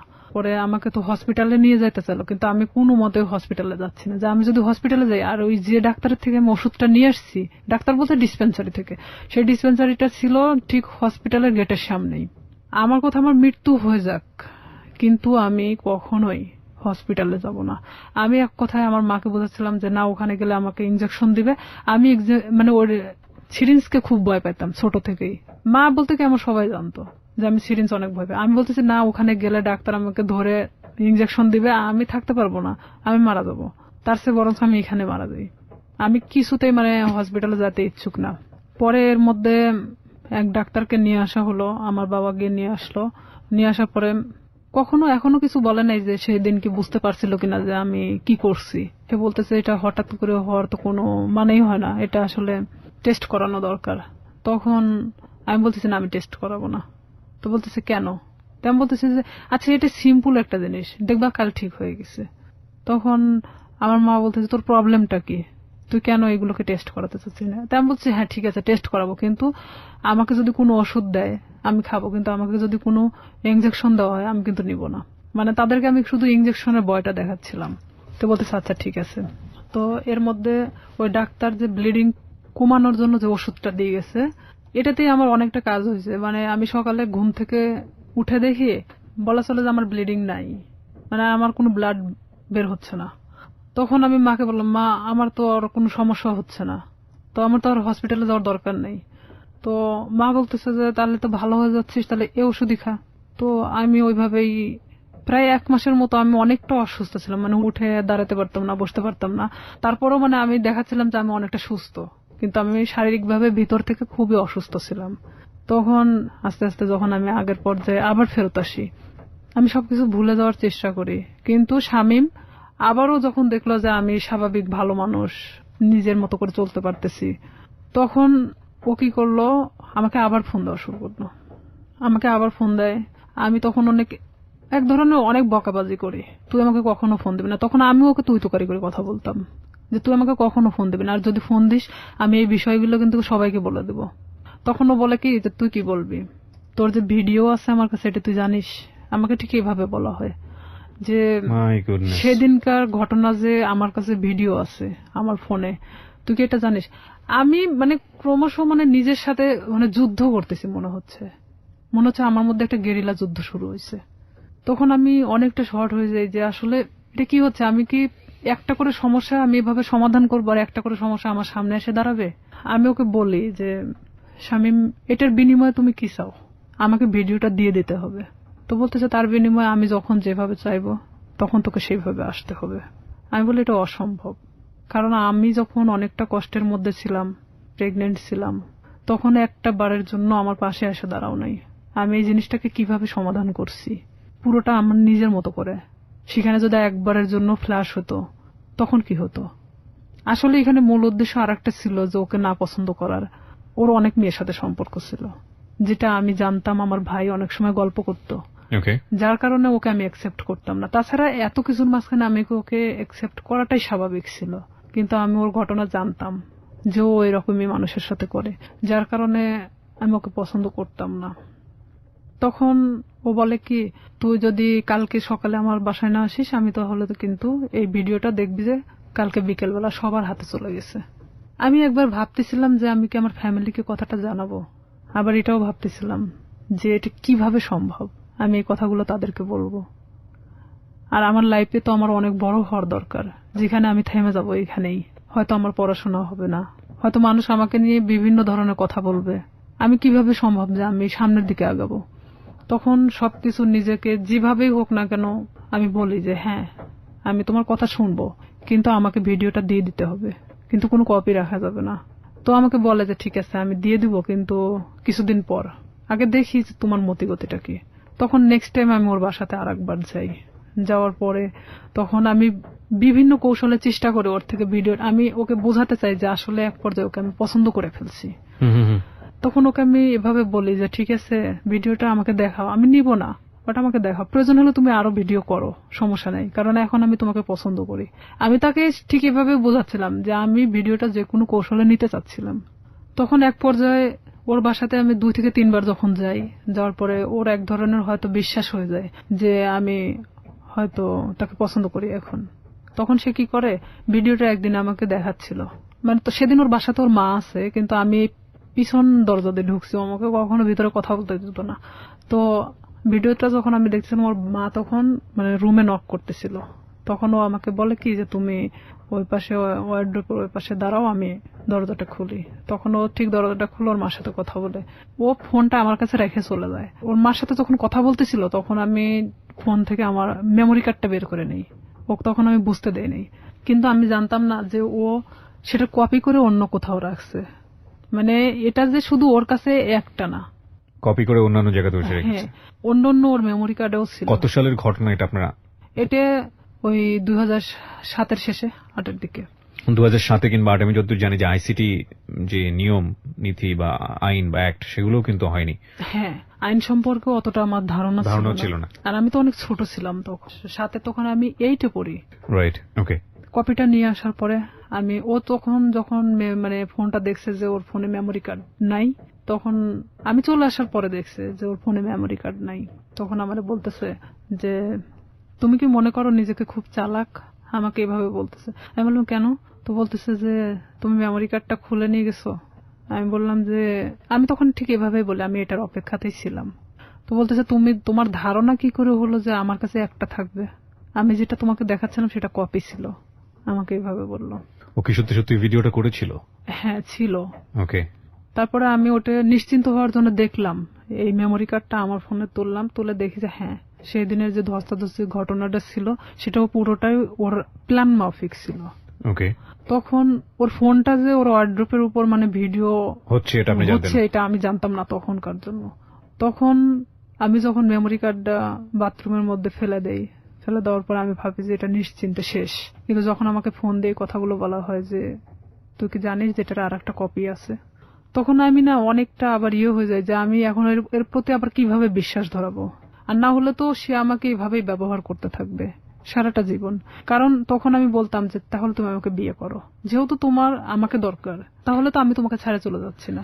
দেখুন, একটা মানুষ তার সামাজিক সম্মান বাঁচানোর জন্য কত বড় কত ভয়াবহ রকমের রিস্ক নেয়, অথচ আমরা একটা মানুষের সুযোগ পেলেই তার সামাজিক সম্মানকে জেনে না জেনে কিভাবে ক্ষতিগ্রস্ত করি। আমরা ফিরে আসবো প্রিয় শ্রোতা, মাত্র 4 মিনিটের বিরতি নিচ্ছি। 4 মিনিট পরে এই জীবন গল্পে আবারও ফিরছি, আশা করছি আমাদের সাথেই থাকবেন। Close Up presents Hello 8920. Close Up. The closer, the better. Close Up presents Hello 8920. Close Up. The closer, the better. 4 minute পর আরো একবার আমন্ত্রণ প্রিয় শ্রোতা, আপনাদের সবাইকে বলছি আপনারা শুনছেন ক্লোজ আপ প্রেজেন্স হ্যালো 8920, এবং যে অ্যানাউন্সমেন্ট আপনাদেরকে দিতে চাই, যাহা বলিব সত্য বলিব অনুষ্ঠানটি এই প্রথম একটি এক্সক্লুসিভ বই বাজারে এনেছে 10টি গল্প নিয়ে, এবং বাজারে আনেনি, ইনফ্যাক্ট আনবে। আর এই 10টি গল্পের বাংলার পাশাপাশি ইংরেজি ভার্সনও আছে। বইটির দাম ধরা হয়েছে মাত্র 200 টাকা। শুধুমাত্র যারা অ্যাডভান্স বুকিং দেবেন তাদের হাতেই আমরা বইটি আপাতত পৌঁছানোর চেষ্টা করব, এবং বইটি ইন্টারন্যাশনালি পাবলিশ করার জন্য আমরা চেষ্টা করছি। বইটির মূল্য ধরা হয়েছে মাত্র 200 টাকা। আপনি যদি বইটি সংগ্রহ করতে চান তাহলে দ্রুত আপনাকে ফোন দিতে হবে রকমারি.com এর 16297 এই নম্বরে। আমি আবারও বলছি 16297 এই নম্বরে। ওকে, যেখানটায় আমি ছিলাম, রিয়া আপনি যেটা বলছিলেন যে আপনি জানতে পারলেন যে আরো একটি কপি ওর কাছে আছে। হ্যাঁ, আমি তখন এটাই ভাবতেছিলাম যে তাহলে ওর প্রতি আমি আবার কিভাবে এই জিনিসটা বিয়ে করার প্রস্তাব দিলেন, প্রস্তাব দেই। তখন ওই রকম বলে যে না আমি পড়াশোনা করতেছি, তো এখন তো বিয়ে করা সম্ভব না, ফ্যামিলি থেকেও তো এখন বিয়ে দিবে না, বিয়ে করার দরকার নেই, তাহলে আমাকে কিসের দরকার, আমরা এভাবে সম্পর্ক চালায় যাই, সময় হলে বিয়ে করে নেব, এই কথা বলে। আমি বলি না, এটাতে আমি থাকতে পারবো না এভাবে, কারণ তুমি যখন চাইবা তখন আমি যাব, আর এভাবে আমারও তো একটা জীবন, আমি না কোনো সময় তো ধরা পড়ে যেতে পারি, আমার পড়াশোনা আছে। তখনও বলতেছে যে তুমি তোমার মতো চলবা, জাস্ট মাঝে মধ্যে আমার সাথে দেখা করবা।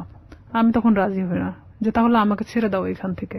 তো ও বলে কি যে তুই যদি এখান থেকে বের হওয়ার চেষ্টা করিস তাহলে একটাই কথা বলবো, তোর ছোট বোন আছে, তার সাথেও ঠিক একই ঘটনা ঘটবে। আমার যে ছোট। তখনও কি ওই শামীম কি আপনার বড় ভাইয়ের ফ্রেন্ড হিসেবেই আছে? হ্যাঁ, তখনও আছে। তো আমার ফ্যামিলি তো তখনও জানতো না যে তার সাথে আমার সম্পর্ক এরকম চলতেছে। ওকে, তখন ঠিক 1 বছরের মাথায় এসে আমার ফ্যামিলি জানে যায়। যে ওর কিভাবে সাথে- জানে, কি জানে? কিভাবে জানলো মানে আমি যে ফোনে কথা বলতাম, শামীমের নাম্বারটা আমার ফোনে অন্য নামে সেভ করা ছিল, একটা মেয়ে নামে সেভ করা ছিল, মেয়েদের নামে। আমি ফোনটা রেখে গোসল করতে যাই, আমাদের তো বাড়িটা নদীর পাশে, তো নদীতে গোসল করতে যাই, তখন আমার বড় বোন ফোনটা দেখতে দেখতে ওই শামীমের নাম্বারটা মানে সে দেখে ভাবে যে এই নাম্বারটাও সম্ভবত আমার ভাইয়ের ফোনেও দেখছে। আচ্ছা, তখন আমার বোন এই নাম্বারটা নিয়ে এসে তার সাথে মানে অ্যাড করে। ওকে, আর এই নাম্বারটা এখানে একটা মেয়েদের নামে সেভ করা, তার মানেটা কি? তখন আমার বোনের মানে অলরেডি বাচ্চা হয়ে গেছে, 7 দিন না 8 দিন বয়স। তো সেখানে ও যখন ভাইয়ের সাথে ডিসকাস করে এই বিষয়টা নিয়ে যে এই নাম্বারটা কার, তখন দেখছে যে এটা শামীমের নাম্বার। তখন আমি যখন বাড়িতে আসি গোসল শেষ করে চেঞ্জ করার পরে আমার ভাই আমাকে ডাকে, সে কিন্তু আমার সাথে কথা বলে না, ডাকতে বলতেছে যে এই নাম্বারটা কার।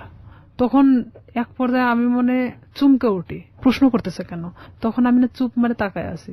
তখন বলতেছে যে নাম্বারটা কার, তো আমি বলতেছি শামীমের। তো বলতেছে যে শামীমের নাম্বার তোর ফোনে কেন? বুঝলাম তোর ফোনে আছে, কিন্তু অন্য একটা নামে কেন? তখন মানে আমি কোনো কথা বলতে পারি না, চুপচাপ দাঁড়ায় আছি। আমার ভাই আমার একটা থাপ্পড় মারে, এমন ভাবে মারে আমার মানে এই গালটা ফাটে রক্ত বের হয়ে যায়। বড় ভাই? হ্যাঁ। তখন আমার মা ধরার পরে বলতেছে যে মারামারি বাদ দিয়ে আসলে ঘটনাটা কি হয়েছে সেটা জানে। রাইট। তখন আমার মা আমাকে জিজ্ঞেস করলো যে তার সাথে তোর কিসের সম্পর্ক? তো আমি তাদেরকে বললাম যে সে আমাকে পছন্দ করে, আমিও তাকে পছন্দ করি। ঠিক ব্যাপারটা নর্মালি বলে দিলাম। আসলে কি পছন্দ করতেন? এক পর্যায়ে এই 1 বছরের মধ্যে তার সাথে আমি এভাবে এই ধরনের থাকতে থাকতে এক ধরনের মায়া তৈরি হয়ে যায়, মানে পছন্দ হয়ে গেছে। ওকে, যে আমি তো তাকে, সে আমাকে ছাড়তেছে না আর আমিও তার থেকে বের হতে পারতেছি না। তো আমি জানতাম যে আমার লাইফটা এভাবেই চলবে যতদিন হয়তো এখান থেকে সে আমাকে মুক্তি না দিচ্ছে কিংবা আমাকে বিয়ে না করতেছে। আর আমি তখন থেকে এটাই চিন্তা ভাবনা নিয়ে নিলাম যে যেভাবেই চলুক না কেন, যতদিন নিজের পায়ে মানে নিজে না দাঁড়াতে পারতেছি আমি প্রতিবাদ করব না এটা নিয়ে। তখন আমার ভাই আমাকে অনেক মারার পরে বলতেছে তুই জানিস ওর সম্পর্কে? আমি বললাম যে হ্যাঁ আমি জানি। তো বলতেছে যে কি জানিস তুই?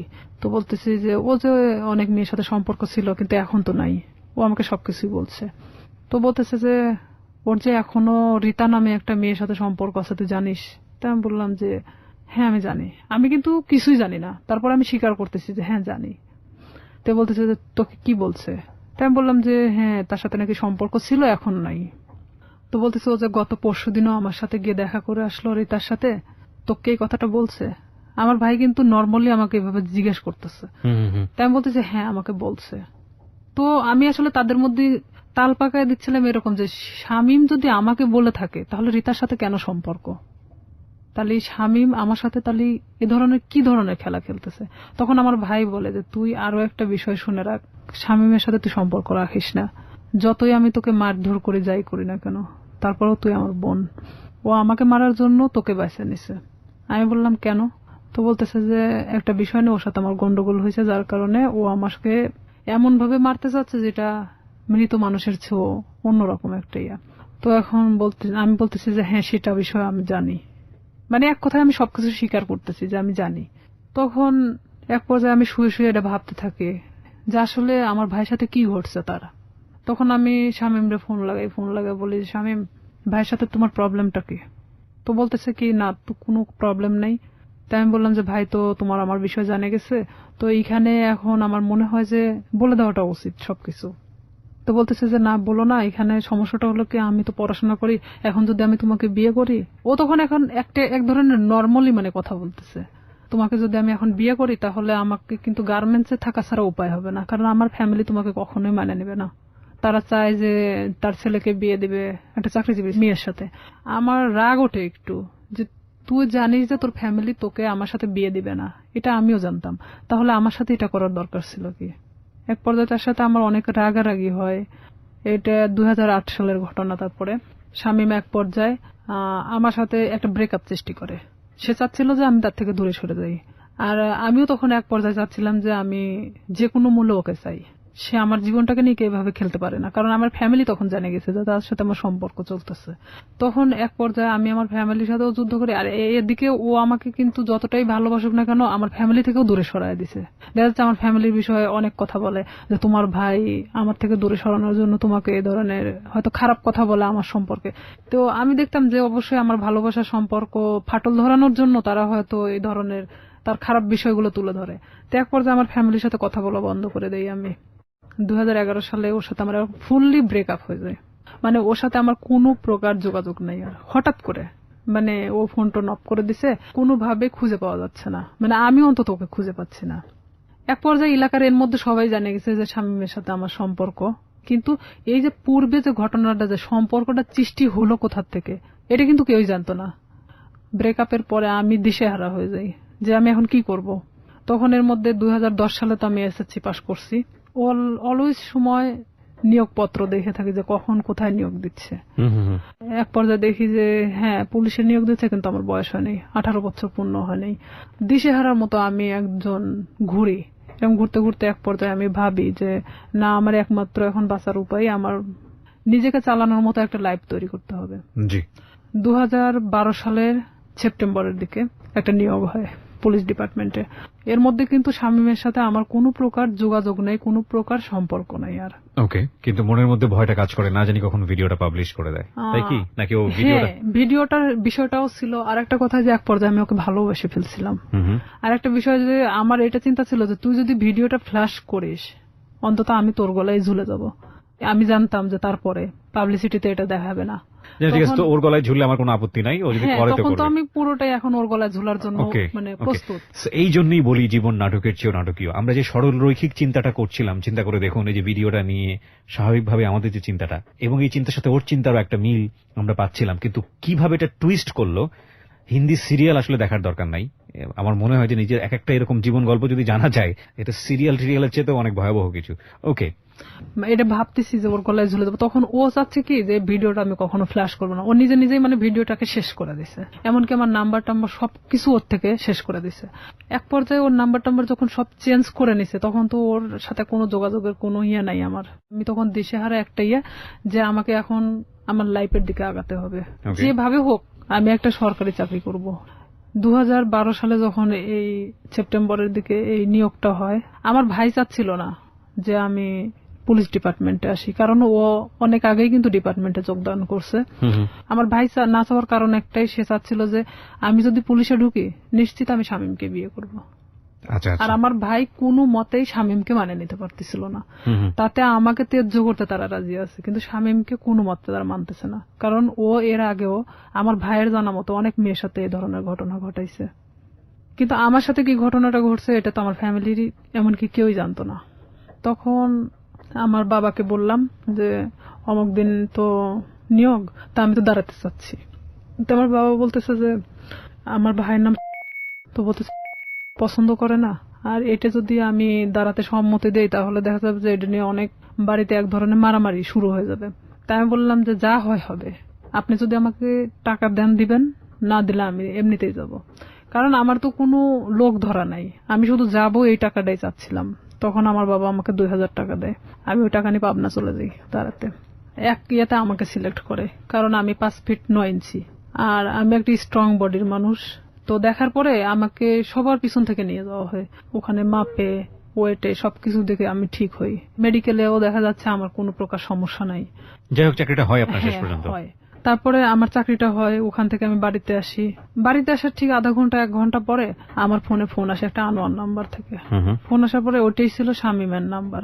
তখন শামীম আমাকে বলতেছে যে শুনলাম তোমার নাকি চাকরি হয়েছে। তাই আমি বললাম হ্যাঁ। তো আমি বললাম যে এতদিন পর আমাকে আবার খোঁজ নেওয়া। তো বলতেছে আসলে আমি অনেক সমস্যার মধ্যে ছিলাম, আমার প্রত্যেকটা ফোন আমার ফ্যামিলি কেড়ে নিয়েছিল। মানে এটা কিন্তু পুরোটাই মিথ্যা কথা। আমি জানতাম, জানা সত্ত্বেও মানে আমি ওর সাথে আবারও কথা বলতে থাকি। ভালো লাগে আপনার? হ্যাঁ, যেহেতু আমি ওকে মনে প্রাণে চাচ্ছিলাম, আমি আবারও ওর সাথে কথা বলতে থাকি। আমি এর মধ্যে ট্রেনিং এ চলে যাই, ট্রেনিং শেষ করি, ডিস্ট্রিক্টে যখন জয়েন্ট করি। এর মধ্যে ব্যারাক সিস্টেম, ব্যারাকে কিন্তু আমরা একটা ব্যারাকে অনেক মানুষ থাকি, সেখানে আপনি ফোন এখানে রেখে যেতে পারেন, বাথরুমে যাচ্ছেন, কোনো একটা কাজে বাইরে যাচ্ছেন, ফোনটা রেখে গেছেন, তো এখানে আমার পাশের বেডের একটা মেয়ে এই শামীমের নাম্বারটা নিছে, আমি জানতাম না, এখন কন্টিনিউ তার সাথে সে কথা বলে, আমি কোথায় যাচ্ছি, কি করতেছি, সব আপডেট দেয়। হ্যাঁ, সে জানতো। আমি খালি ভাবতাম যে এটা অলৌকিক ঘটনা, যে আমি কই গেছি, কোন ড্রেস পরে গেছি, সে কিভাবে জানে। ওকে। তার সাথে কিন্তু আবার তাদের মধ্যে একটা ভালোবাসার সম্পর্ক সৃষ্টি হয়ে গেছে সেই মেয়েটার সাথে। ওকে।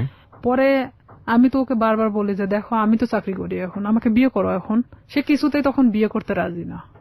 এটা 2013 ঘটনা। 13 শেষের দিকে আমি ছুটি আসি বাড়িতে, আমি ওকে ফোন দিয়ে বলি, আমি এর মধ্যে কিন্তু অনেক গন্ডগোল হচ্ছে ওর সাথে, মানে আমি বিয়ের কথা বলি, সে কিছুতেই বিয়ে করতে চায় না। এদিকে আমার ফ্যামিলি তো মানে শামীমকে নিয়ে তো খুব একটা ডিস্টার্ব ফিল করতেছে। তো আমি এদিকে ওকে বারবার চাপ দেওয়া সত্ত্বেও আমাকে কিছুতেই মানে বিয়ে করতে চাচ্ছে না, তো চাচ্ছেই না। তখন আমি বলি ঠিক আছে আমি বাড়িতে আসতেছি, যা করার করব। এই কথা বলে আমি বাড়ি চলে আসি। ফোন দিলাম, ফোন দিয়ে বলতেছি যে আমি তোর সাথে দেখা করতে চাই। ও আমাকে বলে যে আমি দেখা করতে পারবো না। তাই আমি ডিরেক্টলি ওর বাড়িতে চলে গেছি এই ফোনে কথা বলতে বলতেই। কারণ তখন আমি যখন পুলিশ ডিপার্টমেন্টে আসি তখন আমার সাহসটা ছিল অন্যরকম, কনফিডেন্স বেড়ে গিয়েছে অনেক। হ্যাঁ, আর আমি তখন চাকরিজীবী একটা মেয়ে। যাওয়ার পরে ও দেখি যে চেয়ারের পর বসে আছে, ওর মা পাশে বসে। ও আমাকে দেখে করলো কি, এক দৌড় রুমের মধ্যে চলে গেল, যাওয়ার রুমটা আটকায় দিল। দেওয়ার পরে ওর মা বলতেছে কি হয়েছে, ওর মারা সবাই তো জানতো আমার সাথে সম্পর্ক আছে, বলতেছে কি হয়েছে, তোমার প্রবলেম কি। আমাকে কিছুতেই ওই ঘরের দিকে আগেতে দিচ্ছে না। আমি বললাম যে আপনার ছেলেকে জিজ্ঞেস করেন, সে আমার সাথে কেন এরকম করতেছে, আপনারা জানেন, আমার ফ্যামিলি জানে, সবাই জানে যে তার সাথে আমার সম্পর্ক, তাহলে কেন আজকে ও অস্বীকার করতেছে। তো বলতেছে এটা তোমার ব্যাপার, কিন্তু আমার বাড়িতে কোনো সিক্রেট চলবে না। এটাও ঠিক, তাদের তো কোনো বিষয় না, তারাও তো আমার সাথে বিয়ে দিতে চায় না। তখন আমি নিরুপায় হয়ে ওখান থেকে বের হয়ে চলে আসি। আসার পর বাড়িতে আসার পরে আমি অনেক অসুস্থ হয়ে যাই। এক পর্যায়ে আমাকে হসপিটালে নিয়ে যায়, স্যালাইন চলতেছে। এর মধ্যে আমি যে ডিস্ট্রিক্টে চাকরি করতাম ওখান থেকে একটা মেয়ের ফোন আসে, আমার পাশের বেডের একটা মেয়ের ফোন আসে, বলতেছে যে শামীম কোথায়। তাই আমি বলতে শামীম কোথায় মানে, তো বলতেছে যে হ্যাঁ, জিজ্ঞেস করলাম। তাই তো বললাম যে জানি না ও কই আছে। তো বলতেছে যে ও কিন্তু এখানে আসছে অমুকের সাথে দেখা করতে। তাই আমি বললাম আপনি কই থেকে জানলেন। তো বলতেছে আমি ওর সাথেই ছিলাম, আমাকে নিয়ে গেছিল, কিন্তু ও জানে না যে আসলে আমি তাকে চিনি, কারণ চিনার কারণ হলো তার ছবি আমি তাকে দেখাইছিলাম। তা আমি তখন ওরে ফোন দিলাম, কিছুতেই ফোন ধরে না। পরের দিন ও আমার ফোনটা ও নিজে থেকে ব্যাক করছে। ব্যাক করার পর আমি বলতেছি তুই ওখানে গেছিস কেন। তো বলতেছে যে আমি আসছিলাম এমনিতেই একটা কাজে, তাই ভাবলাম যে ওই আপুরে কিছু বলে যাই তোর সম্পর্কে, তুই আমার সাথে এরকম করতেছিস। পরে এখানে ঘটনাটা হলো সেই মেয়েকে একটা শপিং ব্যাগ দেওয়া হয়েছিল, ব্যাগের মধ্যে অনেক কিছুই ছিল। সেটা কিন্তু তারা আবার যে রুমে দেখাইছে, কিন্তু তারা মানে যে দেখাচ্ছে সে কিন্তু জানতো না যে তার পাশের বেডের আরেকজন তাকে চেনে। তো আমি যাওয়ার পরে এটা নিয়ে তাকে আমি ফোর্স করলাম যে কেন আপনি তার থেকে জিনিস নিলেন, এটা সেটা বলার পরে তার সাথে এক পর্যায়ে ঝগড়া হয়ে যায়, ভাঙনটা এভাবেই শুরু হয়ে যায়। তার থেকে মানে আমার একটা ঘৃণা জন্মে যায় যে আমি স্ট্যান্ড থাকা শর্তেও সে অন্যজনের সাথে সম্পর্ক করে। তাহলে আমার ভাইয়ের কথাটাই সত্যি ছিল। তখন আমি একটা বাস্তবের সম্মুখীন চলে আসি। আমি তখন আস্তে আস্তে তাকে ভুলতে থাকি। এর মধ্যে যে যতটা ঘটনাই গেছে না কেন পুরোটাই খালি ব্রেকআপের দিকে গেছে, মানে গন্ডগোল, সম্পর্কটা ভেঙে দেওয়ার এক ধরনের। এর মধ্যে ওই জেলারই এক থানাতে আমার পোস্টিং হয়। ও ক্রমশ আমাকে এভাবে জিজ্ঞাসা করে তোর কার সাথে আজকে ডিউটি। আমি বলি যে অমুক স্যারের সাথে ডিউটি। ওখানে আমাদের তো শিডিউল বাই ডিউটি হয়, দেখা যাচ্ছে যে আপনার সাথে আমার বারবার ডিউটি হচ্ছে, এটা তো আর আমার দোষ না। ওটা কি তোর অমুক লাগে সেটা লাগে, মানে খারাপ ধরনের আমাকে কথা বলা হয়। আমি বলি দেখো উনি আমার অফিসার আর তার সাথে আমার ডিউটি হয়, এমন কিছু না।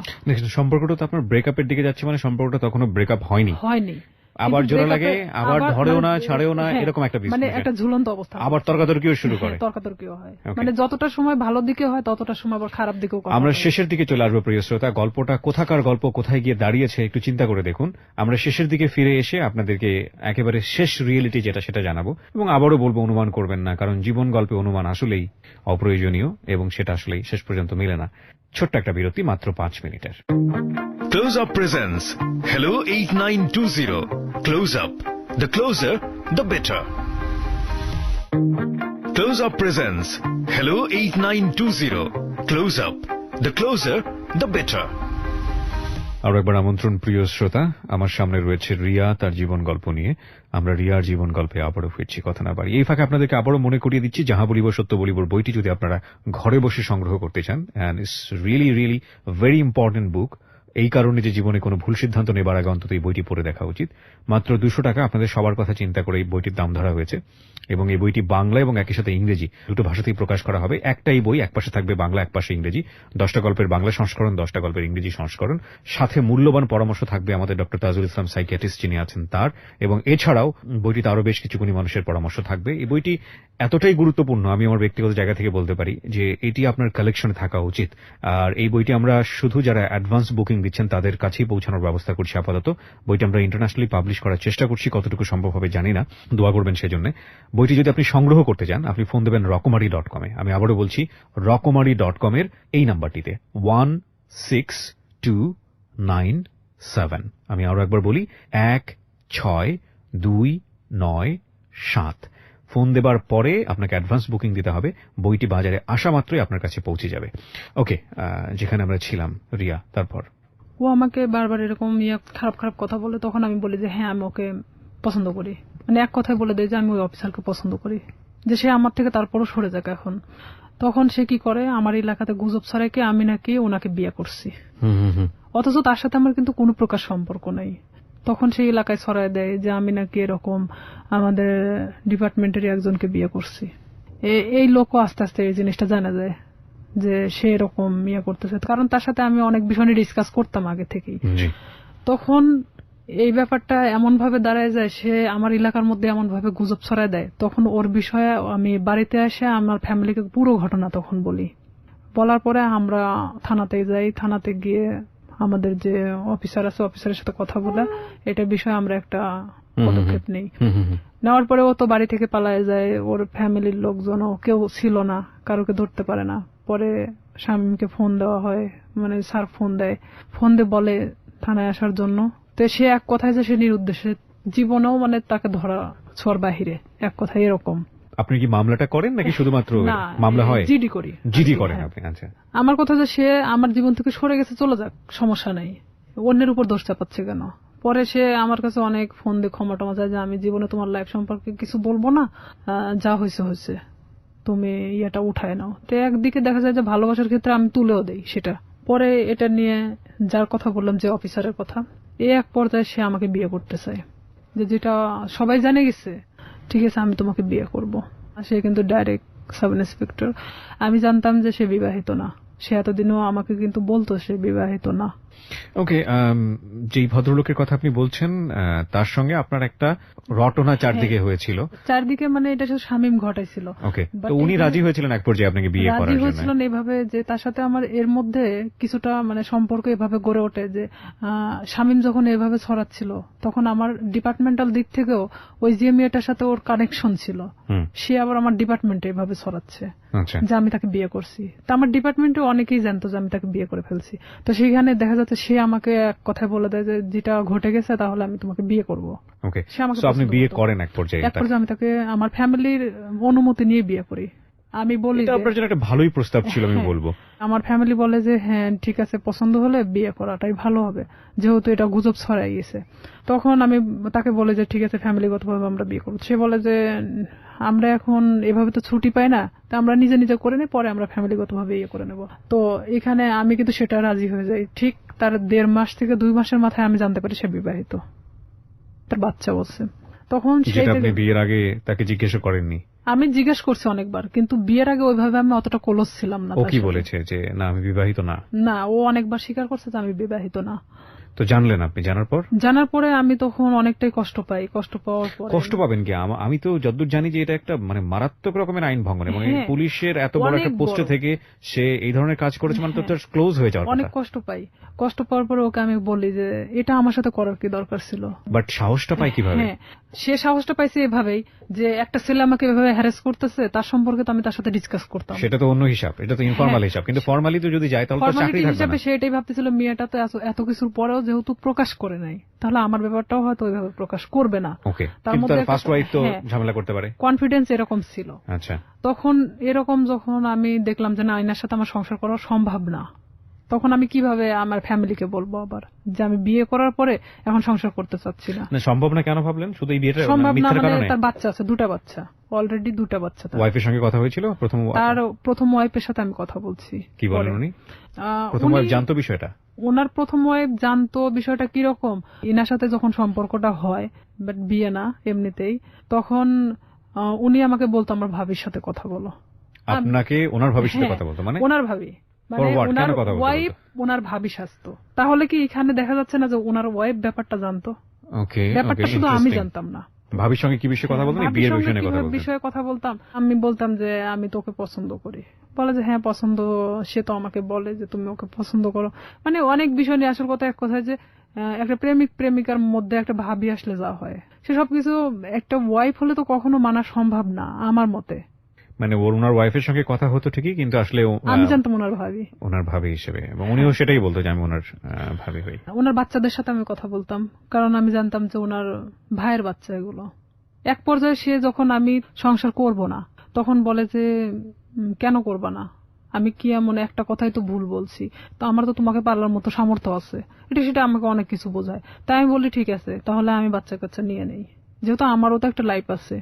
সে বলে যে না এখন বাচ্চা নিতে হবে না, এটা সেটা, মানে সে কোনো প্রকার আমাকে বাচ্চা নিতে দিবে না। তার মানে তখন কি আমি এটা বুঝবো না যে আমার লাইফের যত টাকা পয়সা আছে তারা আমার দিক গ্রাস করানোর চেষ্টা করতেছে? ক্রমশ সে আমার দিকে মানে টাকা পয়সা সবকিছু থেকে মানে আমার থেকে চাইতে শুরু করে।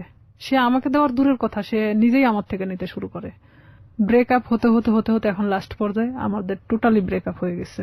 ওকে, এই পর্যায়ে সেই ব্রেকআপের পরে স্বামী মাসে করতেছে কি, আমার বিভিন্ন ফেসবুক আইডি খুলতেছে, বিভিন্ন ছবি আপডেট করতেছে, মানে যেখানে আমি কখনো ফেসবুক চালাই না সেখানে দেখা যাচ্ছে ফেসবুক চালানো হচ্ছে। মানে আমার নামে অনেক কিছু করা হচ্ছে যে আমি নাকি আবারও বিয়ে করছি, কিন্তু আবারও এলাকার মধ্যে এক ধরনের গুজব ছড়ানো হচ্ছে। অনেক কিছু আমাকে একদিক থেকে শামীম আবারও চাপের মুখে রাখছে।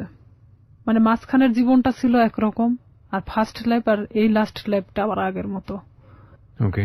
তো এখানে আমি শামীমকে অনেক ফোর্স করি যে দেখ, আগে তো আমি অনেক নিরীহ একটা মানুষ ছিলাম, কিন্তু আমি আমার সার্ভিস লাইফ 5 বছর, এখন কিন্তু উঠে দাঁড়ানোর মতো শক্তি আমার আছে। তো আমার সাথে এমন কোনো কিছু করো না যেটাতে তোমারও ক্ষতি হবে বাট সবার ক্ষতি হবে। সো রাইট নাও আপনি যেটা বলছেন যে আপনি যাকে বিয়ে করলেন তার সঙ্গে আপনার ডিভোর্স, হ্যাঁ, এখন ডিভোর্স থেকে আপনি দিয়ে দিয়েছেন। হ্যাঁ, আমি নিজে আপনি কোনো আইনি অ্যাকশনও নেননি? আসলে কি নিব, নিয়ে লাভটা কি?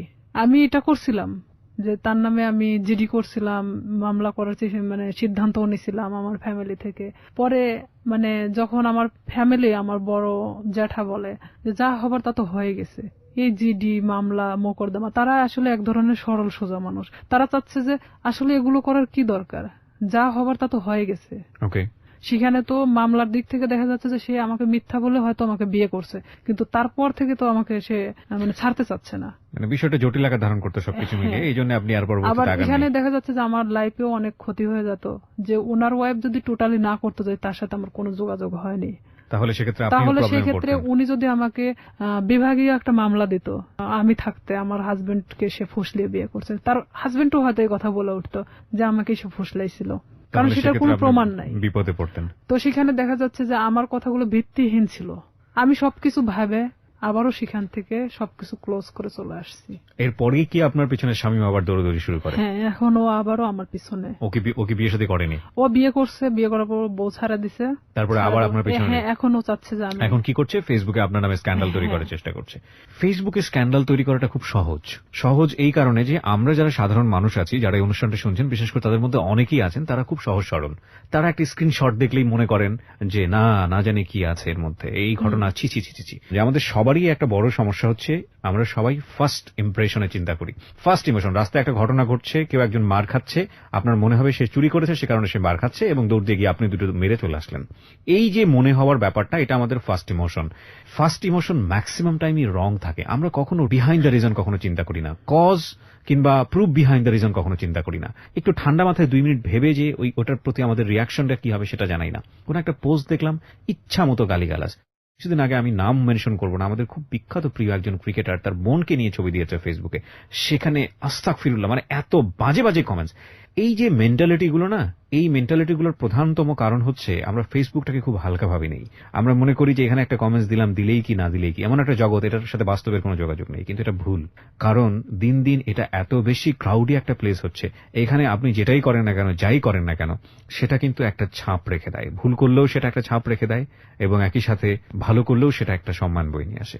আমরা কেউই ভুল শুদ্ধের ঊর্ধ্বে না, কিন্তু এই যে স্ক্যান্ডাল তৈরি করা কিংবা একজনের নামে বদনাম রটানো, একজনকে বিপদে ফেলা, এটা করা ওটা করা, এই ব্যাপারগুলো না খুব সহজেই করা যায়। কারণ আমরা যদি বলি, আমাদের বাঙালি সেন্স এই জিনিসগুলো খুব ইন্টারেস্টিং। আমরা দেখবেন যে কেওয়াস পছন্দ করি। সিম্পল একটা উদাহরণ, মাটি খোঁড়া হচ্ছে, সেখানে 10 জন লোক দাঁড়িয়ে থেকে দেখছে, আপনিও দাঁড়িয়ে থেকে দেখছেন, নতুন কিছু নেই, বাট আমরা খুব কৌতূহল প্রবণ একটা জাতি। তো সেই জায়গাতে যখন এই ধরনের কেওয়াস তৈরি হয়, বিভিন্ন মানুষ সেই কেওয়াস তৈরি করার সুযোগ নেন, কারণ কেওয়াস খুব অতি সহজেই তৈরি করা যায়। তো এই ফেসবুকে স্ক্যান্ডাল করাটা খুবই ইজি, এবং স্ক্যান্ডাল করে ফায়দাও খুব সহজভাবে নেওয়া যায় আর কি। তো আমাদের মতো মানুষ, বিশেষ করে আমাদের রিয়াদের মতো মানুষ, তাদের জন্য, তাদের ফিউচারটাকে নষ্ট করার জন্য এই ধরনের স্ক্যান্ডাল এটা খুব কাজে লাগে। কিন্তু একটা কথা হচ্ছে কি ভাই, দিন শেষে গড জাস্টিফিকেশন বলে একটা ব্যাপার আছে, ঈশ্বরের মার, হ্যাঁ, এবং এটা খুব ভয়াবহ। ঠিক আছে, একজন মানুষকে বিপদে ফেলার জন্য আপনি যদি কোনো চেষ্টা করে থাকেন, তাহলে নিশ্চিতভাবে আপনি ধরে নেন আপনিও সে বিপদে পড়বেন।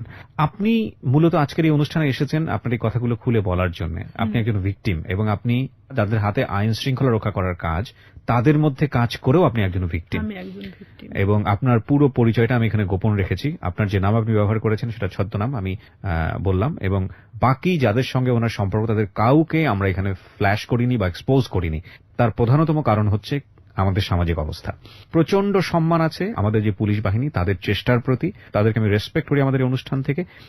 সেখান থেকে এসে আপনি সৎ সাহস নিয়ে আজকে এখানে এই বিষয়গুলো বলে গেলেন, এবং আপনি লাস্টে এই কথাটাও বললেন যে শামীমকে বিরত থাকার জন্য, নইলে আপনি বাধ্য হবেন কোন একটা অ্যাকশন নেবার জন্য। অ্যাকশন নিব বলতে নিছি তো, অলরেডি অ্যাকশন নিয়ে নিয়েছে। অলরেডি ও আমাকে এমন ভাবে হ্যারাস করতেছে, দেখা যাচ্ছে 2 টাকার নোটের উপর আমার নাম্বার, বিভিন্ন জায়গা থেকে আমাকে ফোন দিচ্ছে। ফোন দিয়ে বলবে কি, কয় টাকা দরকার, কয় টাকা দিয়ে থাকবেন, মানে এই ধরনের আমাকে কমেন্টস করা হচ্ছে। কি অ্যাকশন নিয়েছেন আপনি? ঈদের পরের দিন থানাতে যাওয়ার পরে আমি স্যারকে সব কথা খুলে বলি, মানে আবারও সেই জিডি করা হয়। জিডি মামলা করেননি? জিডি মামলা করেছেন? আমি আসলে করতে চাই না, যে মামলা করলে আমাকেও যেতে হবে তারিখে তারিখে, বেল পাই যাবে। ও ঠিকই আবার আগের মতো আরো হয়তো ভয়ঙ্কর হতে পারে। তো আমি সাধারণ জিডি করছি এর কারণে যে ওকে বোঝানোর জন্য। তো এখন জিডির কোন অ্যাকশন কি হয়েছে? হ্যাঁ, আমি ওনার সঙ্গে ওদের বাড়িতে আসি, মানে আমাকে দেখার পরেই ও বের হয়ে চলে যায়, মানে এমন ভাবে বের হয়ে চলে যায়, ওকে মানে আমি যে দেখা দিচ্ছি দিতে দিতে ও মানে মোটরসাইকেল নিয়ে টান দিয়ে চলে যায়। আচ্ছা, এখানে জিডিটার বিষয়টা আমি যত জানি, জিডিটা একটা সময় এনকোয়ারি হয়, এবং এটা যদি সত্যতা পায় তাহলে অটোমেটিক্যালি মামলায় রূপ নেয়। মামলায় রূপ নেয়। কিন্তু এটা ঘটনাটা হলো কি, যে আমি স্যারকে এভাবে বলছিলাম যে যেহেতু আমার লাইফের পিছনের ঘটনাগুলোতে আমি কোনো অ্যাকশন নেইনি, তো আমি চাচ্ছিলাম যে শুধু এখান থেকে বিরত করার জন্য। এখানে যেহেতু আমার ফ্যামিলি কিন্তু এখন আমার পাশে নাই, এক পর্যায়ে আমি ডিভোর্সের পরে পুরোটাই আমার ফ্যামিলি থেকে ভিন্ন আছি।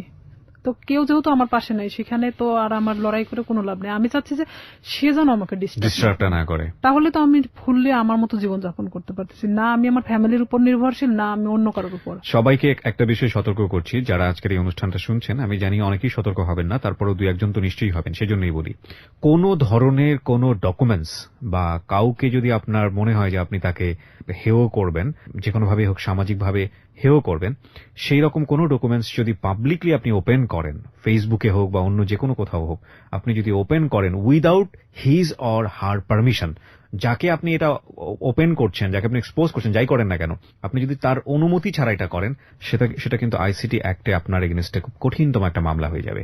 এবং আপনার কিন্তু কোনো জাস্টিফিকেশন নাই একটা মানুষকে, সে ভুল করুক বা অন্যায় করুক, ন্যায় করুক, তার কোনো প্রুফ দিয়ে আপনি সেটা ফেসবুকে একটা প্রচারণা চালাবেন। কারণ সামাজিক মর্যাদা যদি ক্ষতি হয়, সেই সামাজিক মর্যাদা ক্ষতির ঘানি কিন্তু আপনাকে টানতে হবে, এবং এগুলো কিন্তু নিয়ম আছে, আইন আছে। সুতরাং কোনো ধরনের মন্তব্য করা থেকে শুরু করে, কাউকে হেয় করা থেকে শুরু করে, এবং ফেসবুকে এমন কোনো কারো বিরুদ্ধে কোনো ডকুমেন্টস, সেটা প্রোপাগান্ডা ছড়ানোর জন্য হোক বা কারো বিরুদ্ধে কোনো ফায়দা নেবার জন্য হোক, যদি আপনারা কখনো এটা করে থাকেন কোনো মেয়ের বিরুদ্ধে, কোনো ছেলের বিরুদ্ধে, যার কোনো বিরুদ্ধে, তার মানে আপনি বিপদে আছেন। সুতরাং এটা প্লিজ করবেন না, কারণ সে যে কোনো মুহূর্তে আপনার এই বিষয়গুলোকে ইস্যু করে আপনার এগেইনস্টে মামলা করতে পারবে।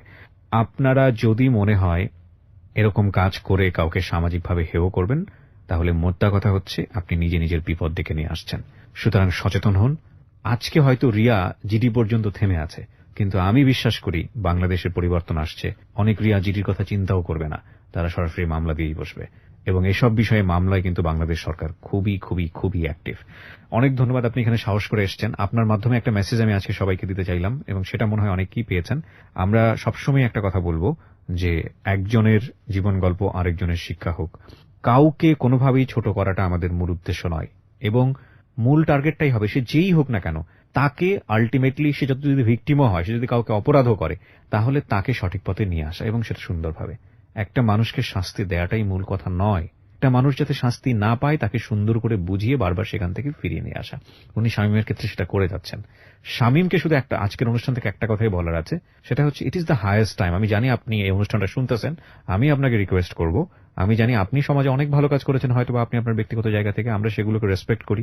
আপনি ওনার লাইফে যেভাবে লেগে আছেন, সেটা উনি যেটা বললেন সেটা যদি আমরা মেনে নেই যে সত্য, আমি জানি আপনাকে যদি বক্তব্য দিতে দিতাম তাহলে তো আপনার পক্ষ থেকে কোনো বক্তব্য ছিল, কিন্তু যেহেতু আপনারা স্বামী স্ত্রীর সম্পর্কে নাই, সুতরাং দুজনের জায়গা থেকে, ওনার জায়গা থেকে আমি যতটুকু সত্য নিয়েছি, এই জায়গা থেকে শুধু এতটুকুই বলার আছে, আপনি নিজেকে নিবৃত করুন, থামুন এখানেই, নইলে আপনার জন্য ভবিষ্যৎটা হয়তোবা সুখকর হবে না, কারণ উনি এরপরে হয়তো রেগে গিয়ে বড় কোনো স্টেপ নেবেন। আমরা চাই আপনারা সবাই ভালো থাকুন। আজকের মতো শেষ করছি প্রিয় শ্রোতা।